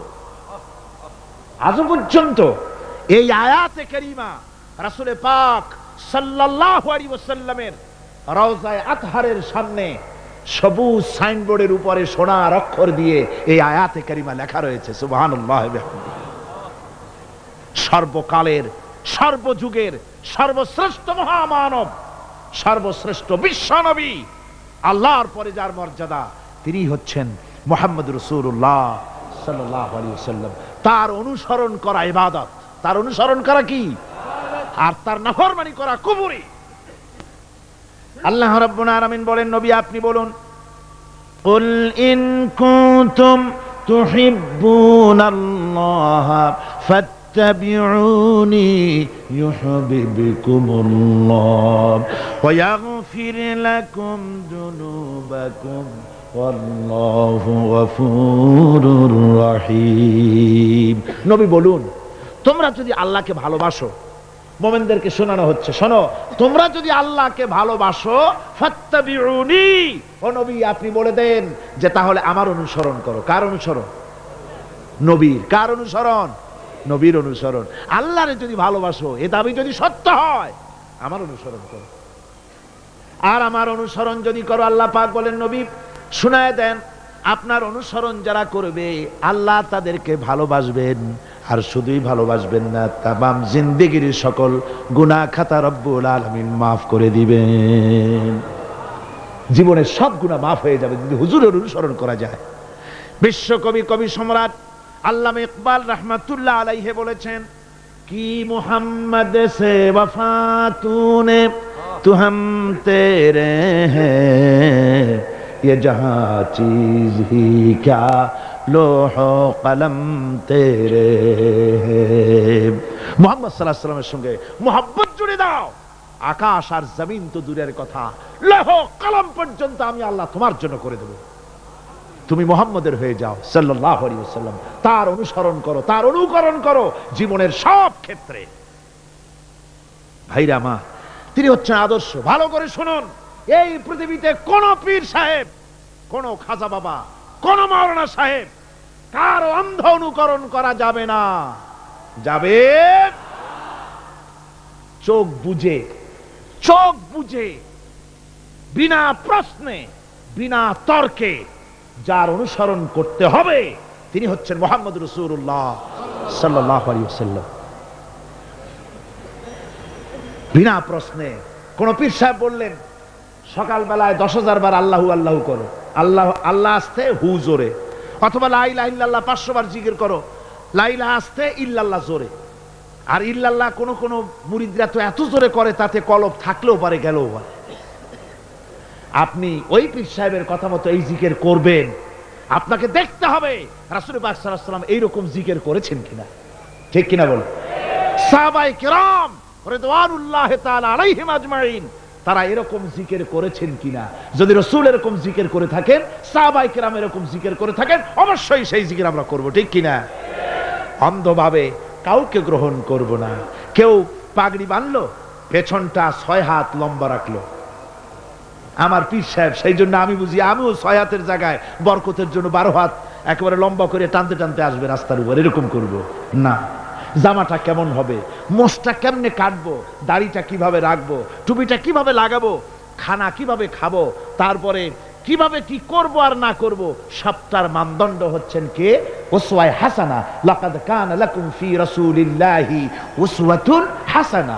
গ্রহণযোগ্য একমাত্র মহত্তম আদর্শ হচ্ছে তোমাদের রাসূল। তাকে দিয়ে গ্রহণ করতে হবে। পায়ের নখটা কেমনে কাটবে, মাথার চুলটা কেমনে কাটবে, আদর্শ হচ্ছেন মুহাম্মদ রাসূলুল্লাহ সাল্লাল্লাহু আলাইহি ওয়াসাল্লাম। ওই রাসূলের অনুসরণ অনুকরণ করে কোন পীর সাহেব, কোন মাওলানা সাহেব যদি বলে, তাহলে তাকে অনুসরণ করা যাবে। তবে মিলায় দেখতে হবে যে কথা ঠিক আছে কিনা, উনি যা বলছেন, উনি যা করছেন ওইটা ঠিক আছে কিনা। তাহলে তা না হলে ধোকায় পড়ে যেতে হবে। কি যে পড়তে হবে? ধোকায় পড়ে যেতে হবে। আজকাল তো নানান রকম বাইর হয়েছে, বুঝলেন না? নামের আগে সৃষ্টি লাগায় দেয়। ওই যে ঢাকার কাছে এক জায়গায় একটা সদরদ্দি সৃষ্টি হইল, তারপরে তাকে উঠায় দেওয়ার জন্য কত সংগ্রাম হলো, কত মানুষ মরলো। আপনারা পত্রিকা পড়েন না? সে বলেছে রোজা না রাখলে চলবে, ইফতার আসরের সময় করলে হবে, আর রোজার দিন দুপুরের সময় সিড়ে টিড়ে খাইলে অসুবিধা নেই, বুঝলেন?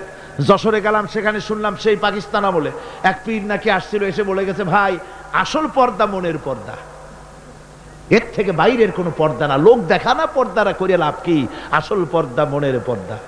তারপরে মনে মনে নামাজ পড়ো, মনে মনে রোজা রাখো, মনে মনে হজ করো, যাকাত দাও, মনটা সাফ হয়ে গেলে তোমার আর কোনো অসুবিধা নাই। এই মনের পীর আসলো, আমি সেই এলাকায় গেলাম, যাইয়া শুনি এই রকমের কাম করছে। আমি বললাম ওই লোকটা যদি আবার আসে আম গাছের সাথে বাঁধতে থুইও। তারপরে সে যখন বলবে যে আমার তো পেশাব পায়খানা করা লাগবে, আমারে ছাড়ো, তোমরা বলবা যে না ছাড়া যাবে না। মনে মনে যদি নামাজ পড়া যায়, মনে মনে পেশাব পায়খানা করুন। যদি বলে আমার ক্ষুধা লাগছে অথবা পানি পান করব, তৃষ্ণা লেগেছে, বলতে হবে মনে মনে যদি রোজা রাখা যায় তো মনে মনে খাওয়া দাওয়ার কামটা সারিয়ে নেন মেহেরবানি করে। এই ধরনের কিছু সংখ্যক লোক বেরিয়েছে যাদেরকে লোকেরা সাহাবীদের চাইতে, নবীদের চাইতেও বড় মনে করে। আশ্চর্য কথা, বিভিন্ন জায়গায় এ ধরনের পীর হয়, তাদের আবার নওরোজ অনুষ্ঠান হয়, তাদের জন্ম দিবসে তাদেরকে গোসল করানো হয়, সেই গোসলের পানি আবার মুরিদেরা খায়। জোরে কর নাউজুবিল্লাহ।